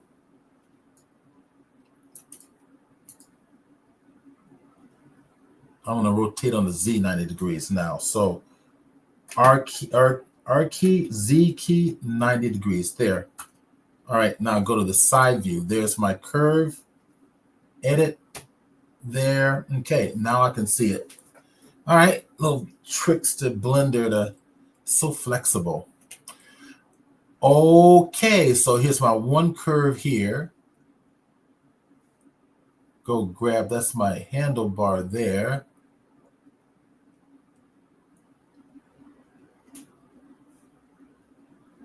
Bring this handlebar in, take up that slack. All right, so this is my point, and I'm going to place it right down here.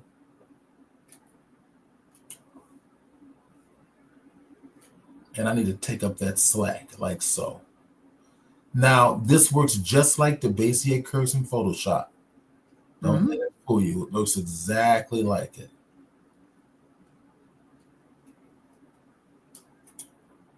I'm going to go get this in. There's too much slack back here. Just pull it on in.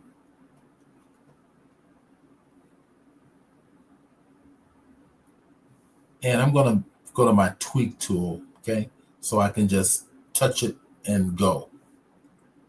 Okay. All right, go over to here. Put this right about here. Rotate that around. You lost it. There you go. Yeah, it's the video card acting really weird. I'm going to go to X-ray mode. There we go. Now we can see through it. Way too much slack. I don't know why Blender wants to do this. Wait, bring it on down.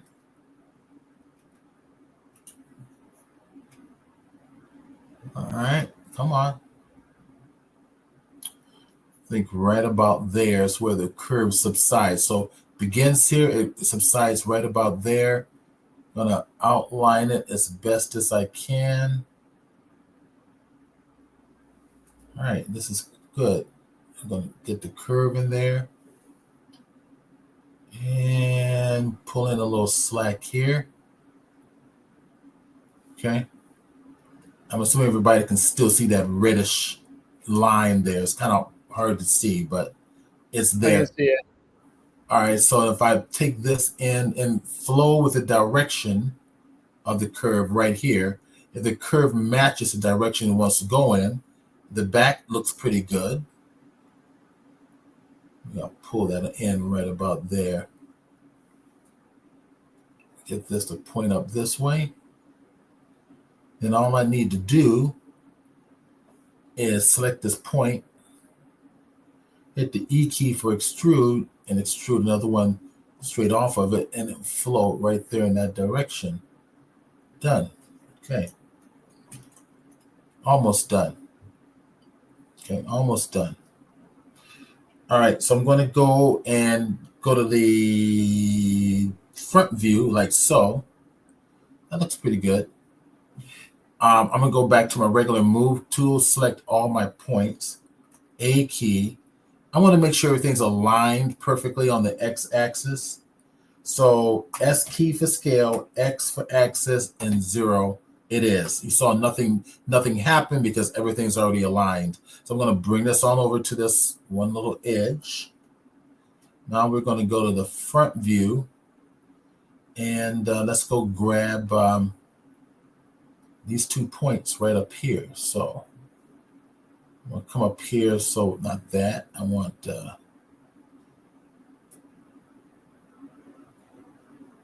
we go.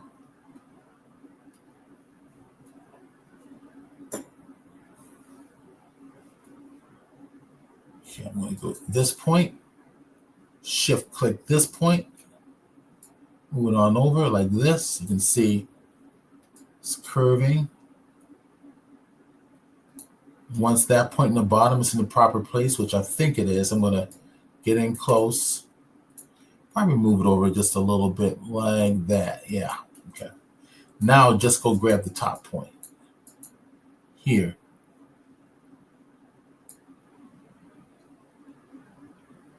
Okay, so something's happening here. Something's restricting it, keeping that curve, which means the handlebar is not, it's a little bit screwed up. So select it. Yeah, see this handlebar is pointing in the wrong direction. Grab the handlebar and point it back to here. Handlebar follows the line, follows the shape of the curve. So I'm in the front view. I'm up at the front view here. Actually, control 1 goes to front. That was the back view we were looking at before. So if the handlebar is pointing in the right direction, grab that point, and now it'll follow the flow of the handlebar. And this handlebar 2 has got to also mesh the same direction. Cool. Okay, go grab that. Move it on over. Okay, let's take a look at it. Yeah, there we go. I'm going to go to the side view and mess with the slack a little bit. Grab this here. pull up the slack. I probably need to move the point up a little bit, or let me see. Side view, take this here, probably move it up to there. Grab this and give it a little more slack. Let's see. Maybe it's not that one. Maybe it's this one I need to do. It's definitely that one. Yeah, right about there. Much better. All right, we'll let this dissipate right in here, something like this. Okay, I think we got it. Mostly. We'll grab this and go to my front view, get in closer,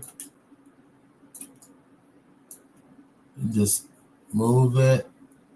Remember, this handlebar has got to, flow in the same direction for everything to be lined up. There we go. And I'm going to test this one out. Handlebar is not flowing. Move it up in the same direction. It's flowing with the shape. Grab this. It comes out of the center.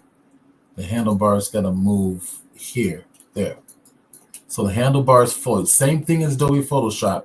Your handlebars flow with the shape of the thing that you're selecting, and it will automatically align. Looking at these down here, and this one's not flowing.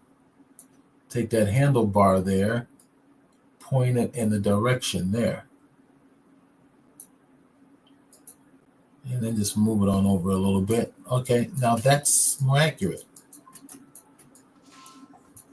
Okay. That works. We got our curve. So tab key, there's our curve. Select our object.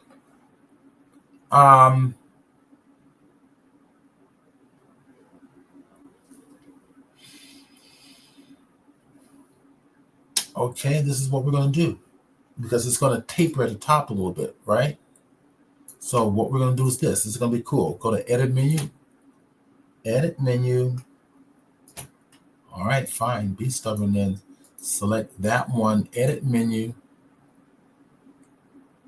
Oh, I can't do that. Or can I? Well, what am I doing? What's happening here? Let me go see what's happening. Let me go back to object mode. There's my cube.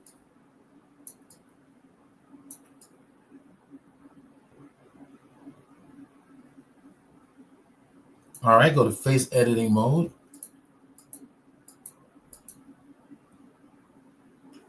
Edit. There we go. Oh, that's the edge. Remember when I changed the color of the edges? The red? That's what's throwing me off. I shouldn't have done that. This is the edge that Blender was talking about.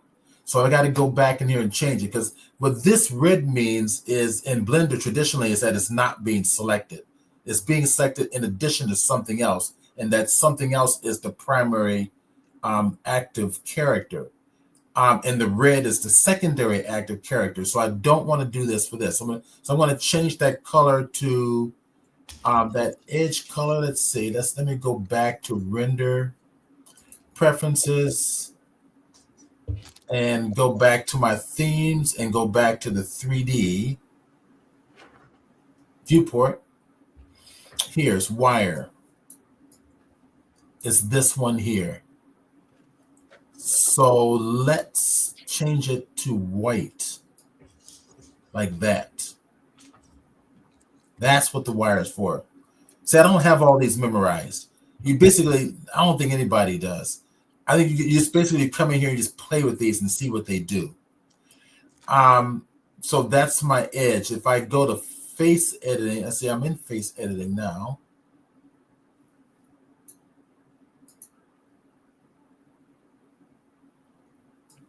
I could change that to yellow, couldn't I? Right? If I go to wire, we're in wire edit, right? So let me see what yellow looks like. Oops, I'm in the wrong thing. Here I go again, clicking on stuff. Graph editor, active elements, viewport, there we go, wire. I am in wire edit, and let's see if I change the color. Nothing's happening. Where was I before? What am I clicking on? I'm missing something. Well, I'll come back to it. All right, there we go. So that's it there. So if I have the face editing, which I do now, E key for extrude, that's what I wanted to do. Okay. All right, I'm going to guess this here. So I'm going to bring this out. I'm going to take it about, let's say, about like that. I'm guessing it's to the distance. All right, now I'm going to make this taper it here. Select it, scale, taper it to here. Then I'm going to hit the Shift R and subdivide it like this.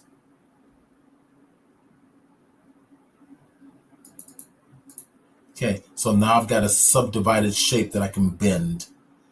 Now I get out of here, the editing is done, and what we'll do is we'll give this a curve modifier. If I select the curve,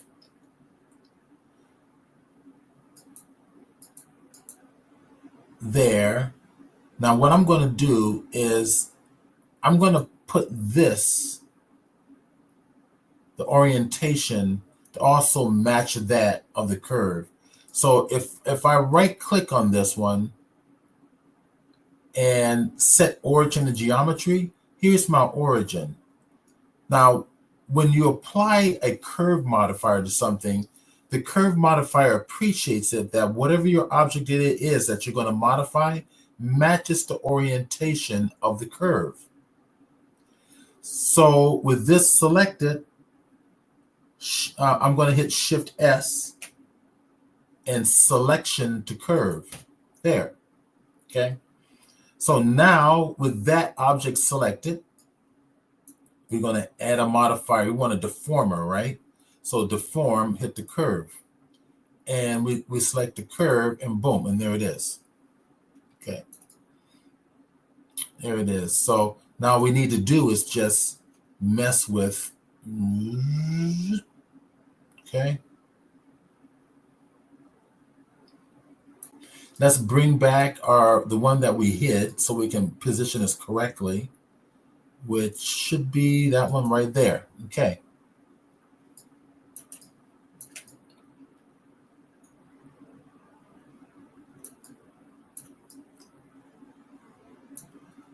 So if I move this, oops, that didn't want to do that. I wanted to do this here. Just bring it. You can see it's a little lumpiness going on in there because I don't have enough geometry. Let's see if I push it down on the Z-axis a little bit. See what happens. There we go. Yeah, kind of line it up a little bit better. That's close enough. That's more. I like it. So let's go in and edit this. Let me get out of X-ray mode. Edit this.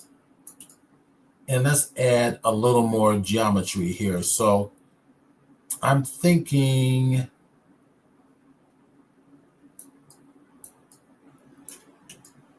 let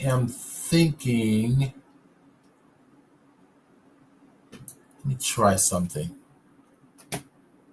See if Blender will do this. I'm going to select that loop, shift select this loop. Let's see if they control and shift plus. No.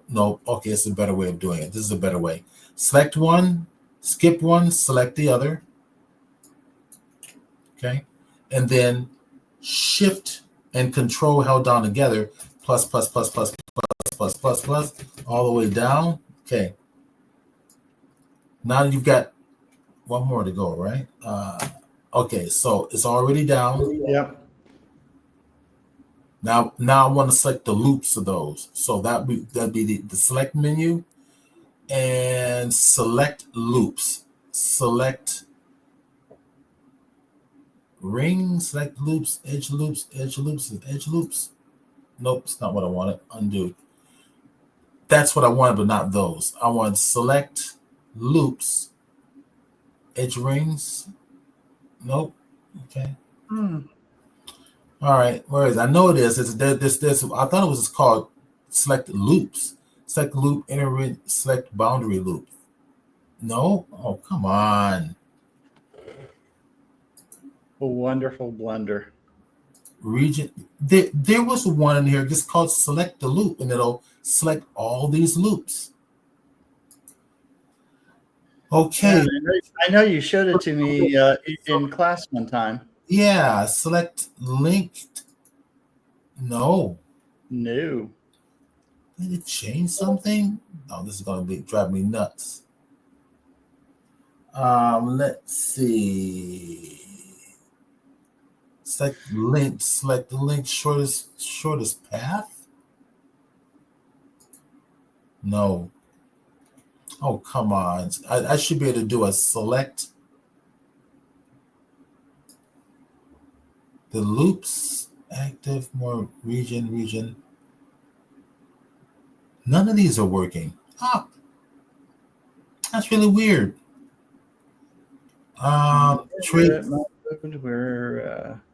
There was one. I thought it was a command that was just select loop, and it did it. This is going to drive me crazy. Why am I missing this? There's my select loops, not edge loops. What? Not boundary, not inner region. Well, I'm sorry, inner region. Nope, that didn't work either. All right, well, I got to manually do it then. Sorry. So we're going to go in, just double click. I was trying to avoid this. I should not have to do this. It should be a select loop, and it'll just automatically do it to all of them at one time. So if somebody knows, broken. if it's something somebody knows where I'm not looking, or what I'm doing crazy, then let me know. Okay, so there we go. So I want to take this control. And I should be able to take this, right click, subdivide. No, it's subdividing everything. So let me see if I can do a. Is there any way you can do a restricted subdivide? Select it. Yeah, let me see. I'm getting this. Let's see. Let's go drop this here along normals. All right, along normals to 1. Here's my cuts. Well, okay.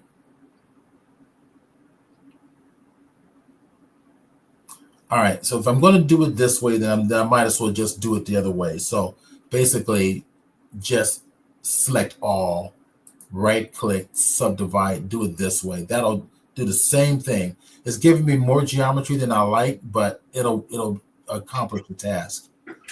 Yeah. Maybe Control R might have selected the loop cuts for the ones that you wanted. Well, that's what I did, and it didn't. It only worked on one of them. Only worked on one of them. So there's something I'm missing. I know there is. Maybe somebody will tell me in the chat or something. Okay, there we go. This done. I was trying to find a fast way just to select the ones and do a loop, but didn't work. No big deal. All right, tab key, object mode. Now, see, we got a smoother look. Now that we got a little more geometry in there. And if I want to come over here and just turn on the wireframe, not color overlay, but wireframe.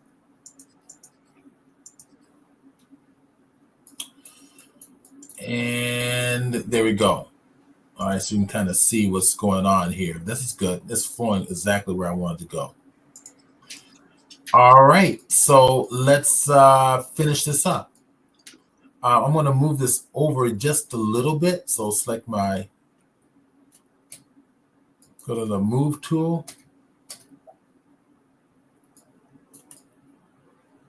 In fact, Let's see, can I do it this way? Yep, like that. Just get as close as I can because I'm gonna start merging them together. Yeah, something like that. That looks good. Okay, so to make this simple, we're going to apply everything. So let's come over here, go to the modifier and apply all. So now I've got real geometry. It's no longer a modifier, which means I can no longer edit it as a non-destructive object. So I can select that curved object, origin to geometry. There we go. So now it's real geometry. If I go to edit mode, see, all real geometry and it's stuck there forever. And what I'm going to do is this. I am going to go to X-ray mode, select these faces here. Here, I'm going to go this way.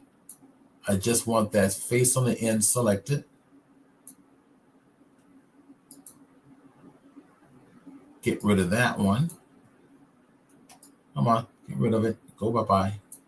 There we go. And I'm just going to well, this is going to be a pain in the rear because it'll be easier to do the bottom one. So let's do it this way. Go to edit mode, not edit mode, go to object mode. Grab the bottom one now. And let's turn off that this thing because it's in my way. Go to the side view, edit view, and to make this a lot easier on myself, face editing view, grab that front face, bring it back to here. Okay. Okay, so what I'm going to do next is I'm going to match the geometry really fast. So with that face selected, and what I can do also is go back to object mode, select this and this together, shift, hit edit mode. I can edit them both at one time. Hit the X key, delete all those faces. I'm going to basically bridge these together. Yeah. I want the same geometry on this one as the one on the curve, which means I need to, what I could have done, well, it doesn't matter. Control R, double click, go to the one on the side, Control R, double click, done. All right, so I should be able to just select the edges. So 2 key on the keyboard, double click the edges, nice bright yellow, and go double click these edges. All right, that's not what I wanted to do. There we go. And double click those 2 edges. And they should bridge. So right click. If it doesn't, we'll manually do it. Bridge. Ah. Really bizarre. Oh, well, really bizarre. Interesting. Let's go undo. So if we have to do it this way, matter of fact, I think I know what the problem is. I already know what the problem is. I need to put them together. Command and Control J. There. Now they're one object. They were 2 separate objects before. Okay. All right. Let's see if we can do it now. Select the one object. Go to Edit mode, and there they are. Let me see if Bridge will work now. Loop Tools Bridge. There it is. Bingo. Okay. All right. Let's go to the side view. It's happy. Okay, we got our sled. Let's go do the rest. Let's bring back our. Everything's going to be mirrored, so I'm not going to worry about it. So let's actually do the rest of this. And this we can probably just complete with a box. All right. So if I select this guy here, right click, origin of geometry, Shift S, cursor to selected, Shift A, Q, S key, bring it down, go to the side view. Am I still in my, X-ray mode there. Okay. Go to the front view. Let's see, which side do I want? I think I want this side, right? Yep, I want the same side as my sleigh I just created. That sleigh should have a little bit of rounded edges, not sharp edges there. I could probably get away with adding a modifier. Just second thought here, grabbing this. Let's see what it looks like if I add a modifier, add a bevel modifier. So go to generate and then go to bevel. And then let's adjust that bevel. Shift, holding it down, and then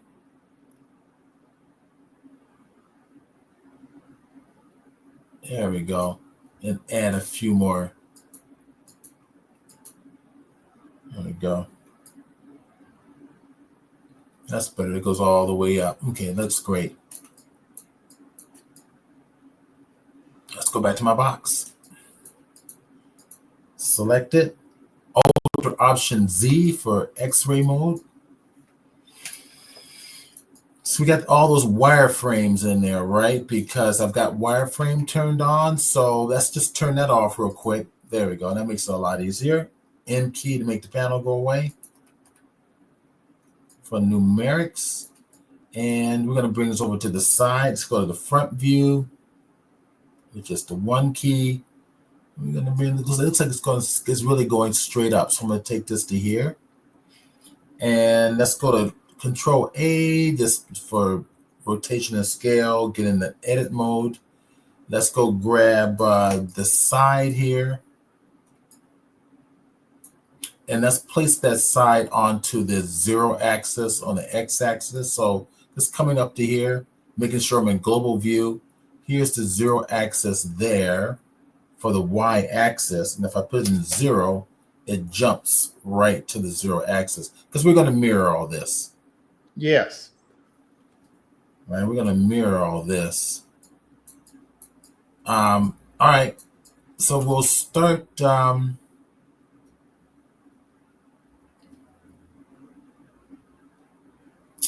probably going to use a similar technique that we did last time. Let's go ahead and make this thinner.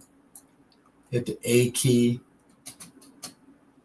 scale, just kind of squish it in like this. Keep it on a side view.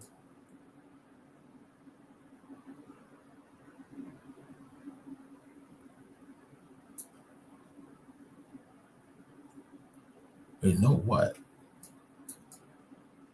I just had an idea. Uh-oh. I just had an idea. Well, yeah, probably be better to do it this way. All right. So then I just got an idea. Let's make this whole thing one big box. Let's not overcomplicate it. So go to the face editing view here and just push it on up like this. One big box. Hit the A key.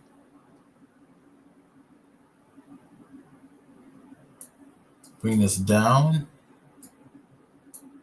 Grab the face. No details, no details, no details. We'll go to right about there. That's going to be my box. Okay. Mm-hmm. I'm going to go grab the top edge right about there. Push it on back like this. Mm-hmm. Make sure that is correct. Okay. All right, let's go ahead and make the curvature from the side view.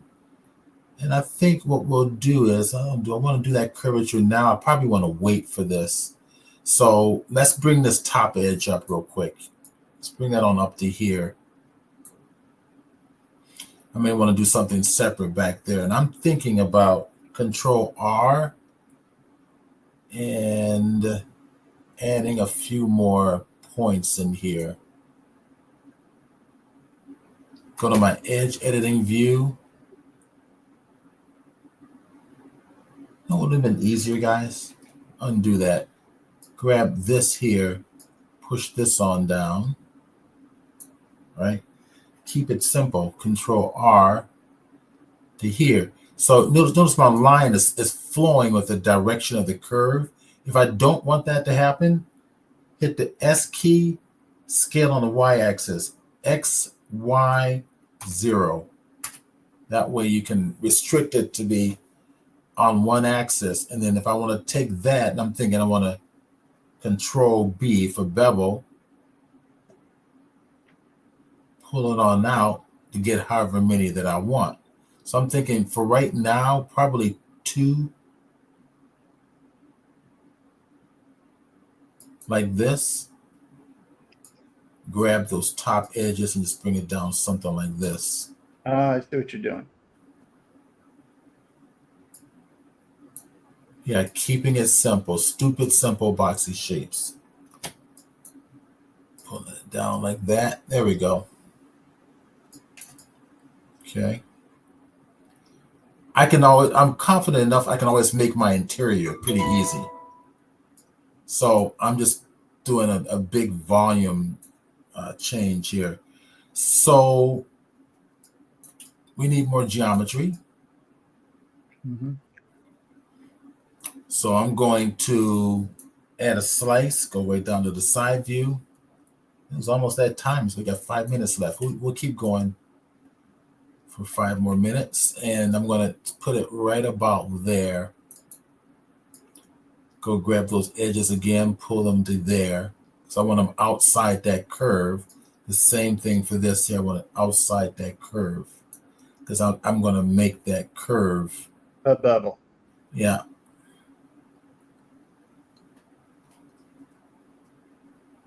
This little curve here, double G, I can move it. I'm going to take it right about there. And I think I'm also going to take this and move this right about there to match that. There we go. No, I want to keep that there. I don't want to move that. Okay, I'll stick to what I was doing. Oops. Double click that one and double G. Pull it back on up. All right, now from here, face editing mode. Grab that face down here only. E key, extrude that on out.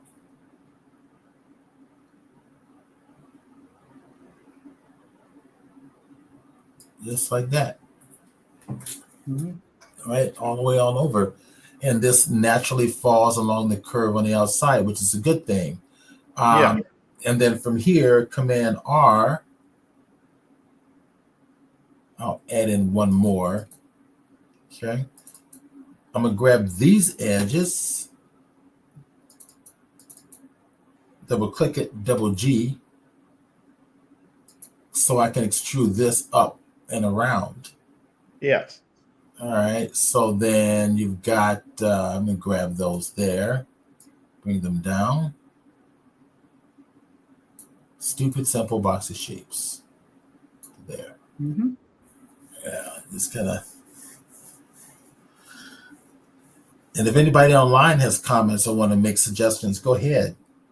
We're keeping an eye on the chat box. Get some more water here. We got a few minutes left. We'll finish this up next week. And I want to take it to the point we're going to texture it and everything. Yeah. I got a suggestion, and pardon my stupidity if I'm wrong. But have you ever thought about building this using curves? I could, and maybe I'll show that next week. But But curves I find curves to be a lot of noodling around, and Yeah. and basically you kind of doing the same thing, because when I change the subdivision surfaces, that's going to be my curves, Yeah. and it's going to produce it for me anyway. I know curves is used for doing automobiles and stuff like that. It's to help define the shape of the vehicle before you go to quads. But in the end, or even during the process, you're getting all quads always. Yeah. So curves is another way of doing it. In fact, if I to make my point, if I go to sub D's,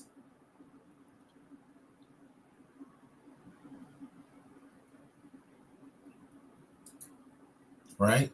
See? Yeah. There are your curves. If I turn off this, see, there's your curves. Yeah. That's all this is, guys. See these lines?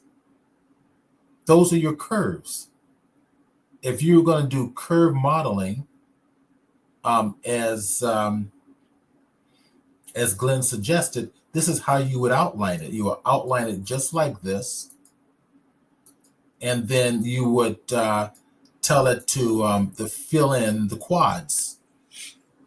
The curve modeling, it still works with quads. It's no different. So here I'm just making a box, and then later going to alter it to a curve and then fine tune the edges. Mm-hmm.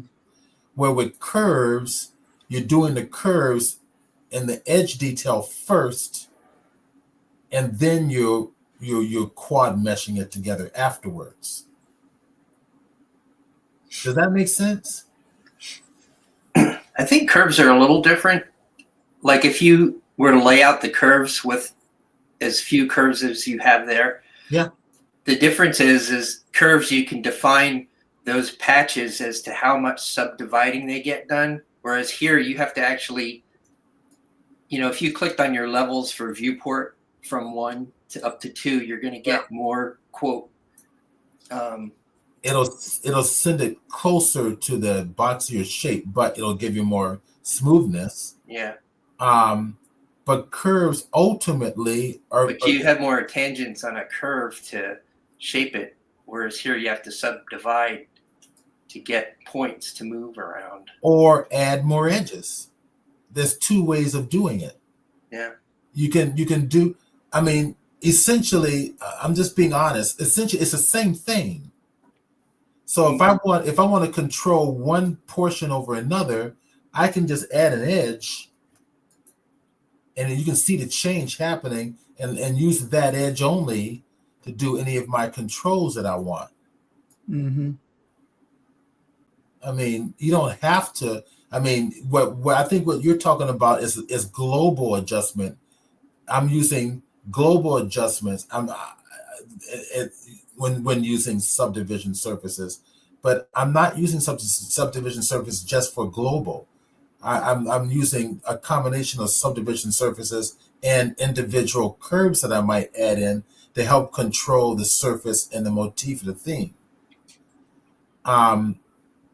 You need to know both, but from the way I look at it, they both are doing the same thing. One is you're starting with a box. The other is you're starting with a more detailed outline. Yeah. And then when you go to fill it in, you're filling it in with quads. It's all quads, everything. So it depends on what you're doing. If you're going to be doing a really highly sophisticated looking automobile, you might want to go with curves because it'll help you outline and maintain the shape from the very beginning. Where here, I'm creating the shape toward the end with this technique.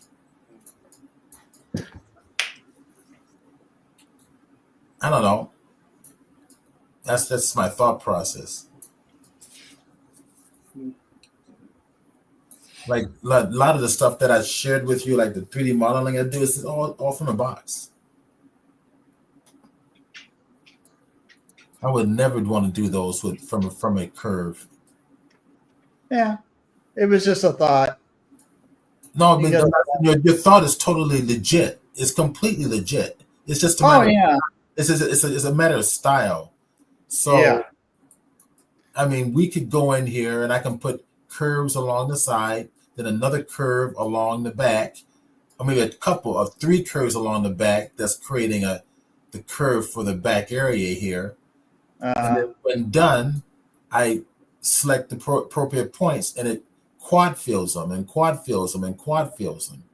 So in Yeah. Blender, you're doing it. Let's see. Let me show you real quick. Let me get out of the object mode. Let's go Shift S in Blender.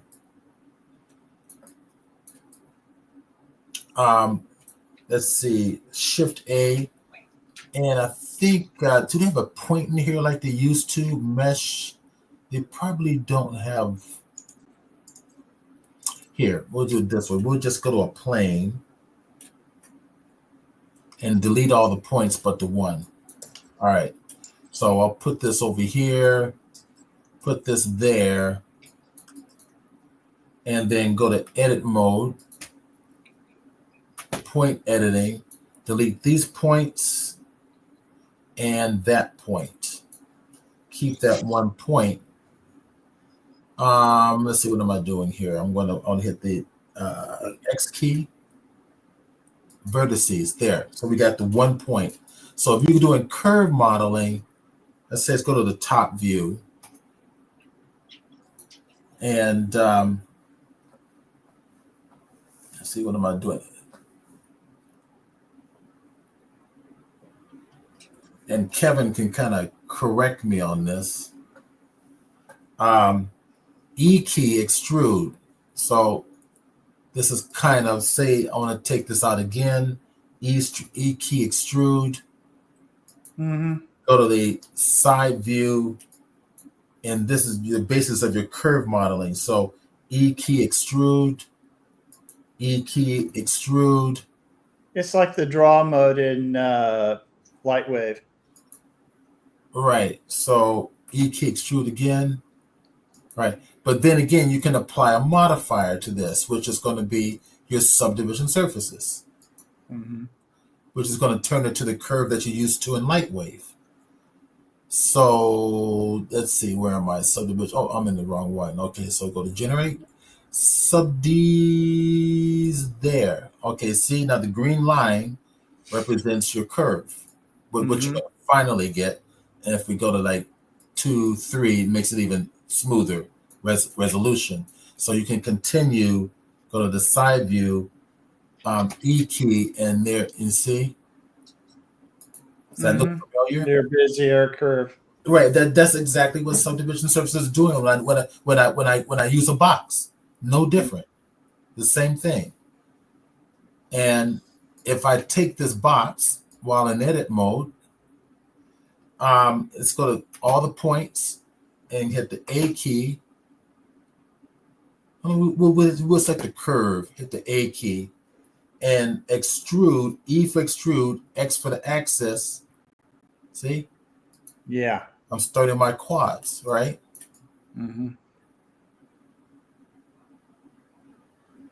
I guess the thing is sub D's always try and smooth and round like the top ends, the top end, bottom end. Well, you don't have to do that. If you look in Blender right over here, go to your advanced mode and come down to where it says, I think it's boundary, and say keep corners.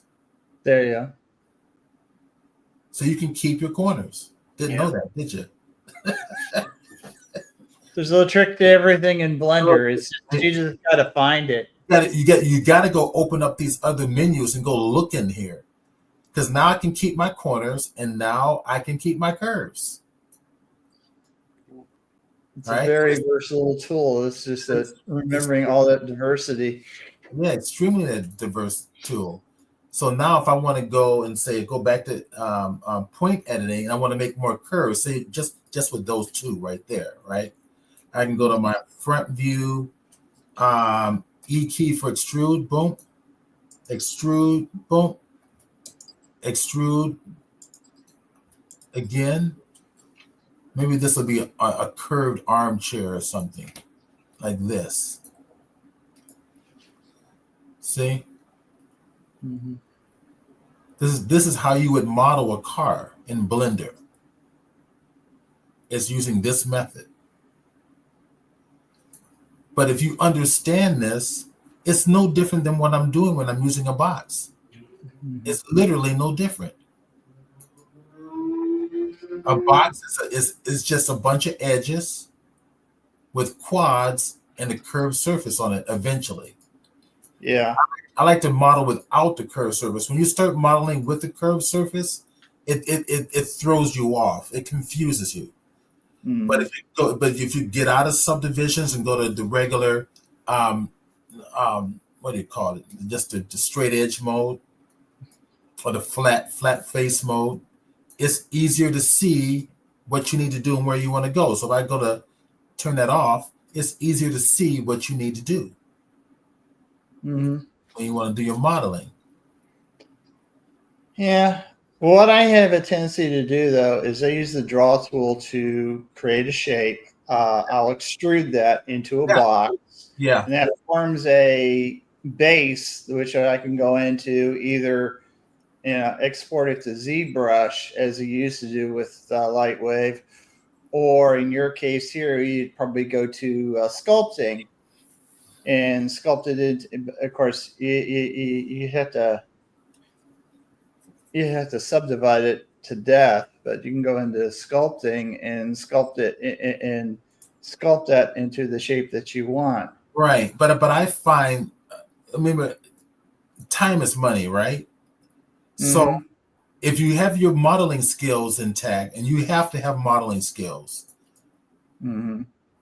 you want to model what it is you want to bring into ZBrush as best as you can. You want to look as good as you can, and get it almost 85 to 90% there before you bring it into ZBrush, Yeah. and then If let you ZBrush do its magic on the rest. Then you don't spend a lot of time sculpting when you could have done most of the work inside of Blender. In fact, in fact, a lot of the time I spend in ZBrush is more trying to make the object more organic. Yeah. Because if you ever look at some of my artwork, I have this tendency to get very organic because I do characters. Yeah. And don't be And afraid to do sculpting in Blender. The sculpting tools have really improved greatly. yeah, I'm getting there, Steve. Yeah, I mean, you just go play. That's all it is. I mean, trust me. I have ZBrush and I use ZBrush. ZBrush is much better, but but Blender's not bad. I mean, you might be able to do a lot of what you do most of your sculpting in Blender to get it almost there, and then just go into ZBrush and kick it off with whatever little details you want. Yeah. So it But could be that's basically, when it comes down to it, I will block it in as best as I can. so It kind of flows back to when I do drawing. right. I do all my character stuff by blocking all the hands and all the hands and arms and everything else into a block character, and then I sketch out the more balloonish shapes of the character. I do relatively the same thing in ZBrush. That's how I sculpt. Now, Parsons mentioned that curves would be more effort in his opinion. Yeah, I find curves to be a lot more effort, and the problem I have with curves is that you go to detail way too fast. You have a Mm-hmm. tendency to want to get the detail stuff, which is the reason you want to go to curves. My philosophy is no detail ever in the very beginning. Stupid boxy shapes. That's it. And then you can think your way through your modeling a lot easier. Uh-huh. I mean, that's just my thought. Now, other people, I mean, I'm not downing anybody else's way of working. I just I just find that working with something that's really easy for the human mind to grasp, which is basically lines and flat faces or stick figures, stuff like that, it's easier for us to grasp than highly sophisticated shapes. Because we start getting the detail too soon, you just get lost in the detail and you forget about the whole overall project. Mm-hmm. So, oh no, I mean, I like the curve. I mean, to me, this is kind of the best of both worlds blended together. Mm-hmm. If you know what you're doing and blend. If you know what you're doing, yes. Yeah. That's the thing, Blender it's a wonderful tool. It's a lot like, it reminds me of Maya. Maya is a wonderful tool if you understand all the tricks and tricks and toys for it. But it's expensive, So and B, it's so on that note, so for anybody who thinks they might want to do, and I'm doing the 5-week workshops coming up. So for Blender yeah. 3D now, for those who want to do an intro, I'll give you the link to where all the workshops are listed here. But if you want to get started in Blender, you need and make sure that those little gaps in your learning process is kind of solidified. Then do the intro class. So that starts February 22nd. It's a So big class. yeah, it's a good class. That'll start you from the basics and work your way through. One guy, don't try to play the game where you want to skip the intro class and go to something more intermediate. That just happened, and it did not serve the person well at all. Mm-hmm. It just did not. I think you were in that class. Probably was one of those people. Yeah, but it was one person who convinced me he was advanced or more advanced, and it found out he was not near advanced. He was still like ranked amateur. He was Yeah. trying to jump the process. So with this, you can start from the beginning and get a good foundation, and then we build upon that foundation with other workshops. So because you can't teach this all on, it's so much work to do in terms of 3D design and animation. So we've got the intro to class, intro to Blender, which is here. I think the next one after that, well, before that is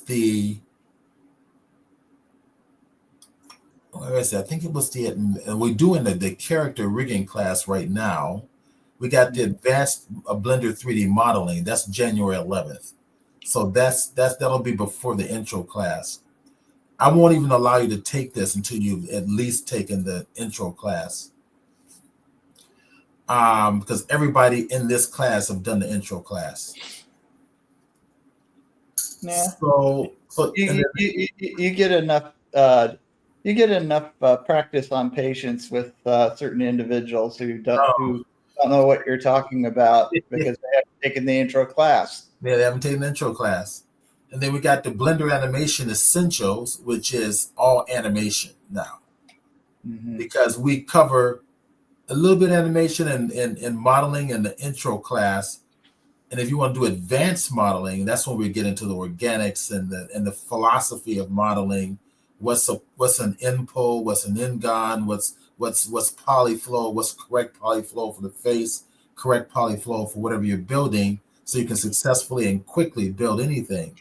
Plus, understanding the keys. Don't forget that. It's very important with you. I know. That's going to happen anyway because Blender is a shortcut monster, right? Yeah. So learning the shortcuts is just going to happen naturally. I wouldn't even stress out about that. And then we get into the Blender animation, which is all animation, which is really interesting. So I would love to see you guys in there. So sign up for it. Get involved. And I still, for next year, I would like to pull together a team of people from our user group, just to do an animation project, and maybe enter into some of the local animation film festivals. Yeah. And that's where Kevin, I think, will be very instrumental on something like that if he's not too busy. That's always the trick. I know, that's the trick. So, all right, we're done. So just a heads up. I mentioned last week that this may have been our last one before the holidays, but it's not. It's not true. We will be meeting on the 13th to 20th. I'm thinking about a Marjon Magadam, the 3D artist, LightWave artist, will be here on the 20th to share her work. I'm talking to her now. So then we got next week. We'll finish up. We'll do the Santa sleigh next week. Finish it up, Okay. texture it, detail it, and then after that, the next week is Christmas, and we probably won't come back until after the New Year's. That'd be a good idea because I'm going to be busy around Christmas. Yeah, I think everybody is. So we're going to take a break the week before. 20th will be our last one, and then afterwards it's going to be break, and then we'll start up again. Yeah, my sister's got me involved in what's kind of turned out to be the family business nowadays. So that's all right. I've gotten tied up into that.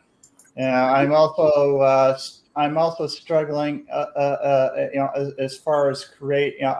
I'm dealing right now with the creative process of my game and trying to come up with a narrative for the game and a story.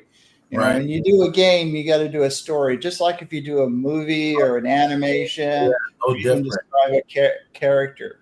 Yeah, doing a game is no different than doing a film, a feature film. It's crazy. That's what I'm kind of going with right now with my game. I got all the components. I got all the actors, set up to it. Now I'm going through the narrative of, the details of the narrative of how the player is going to play the game.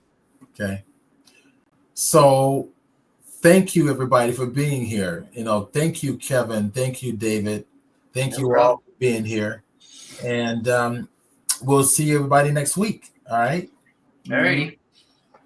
So Take care. what I would do is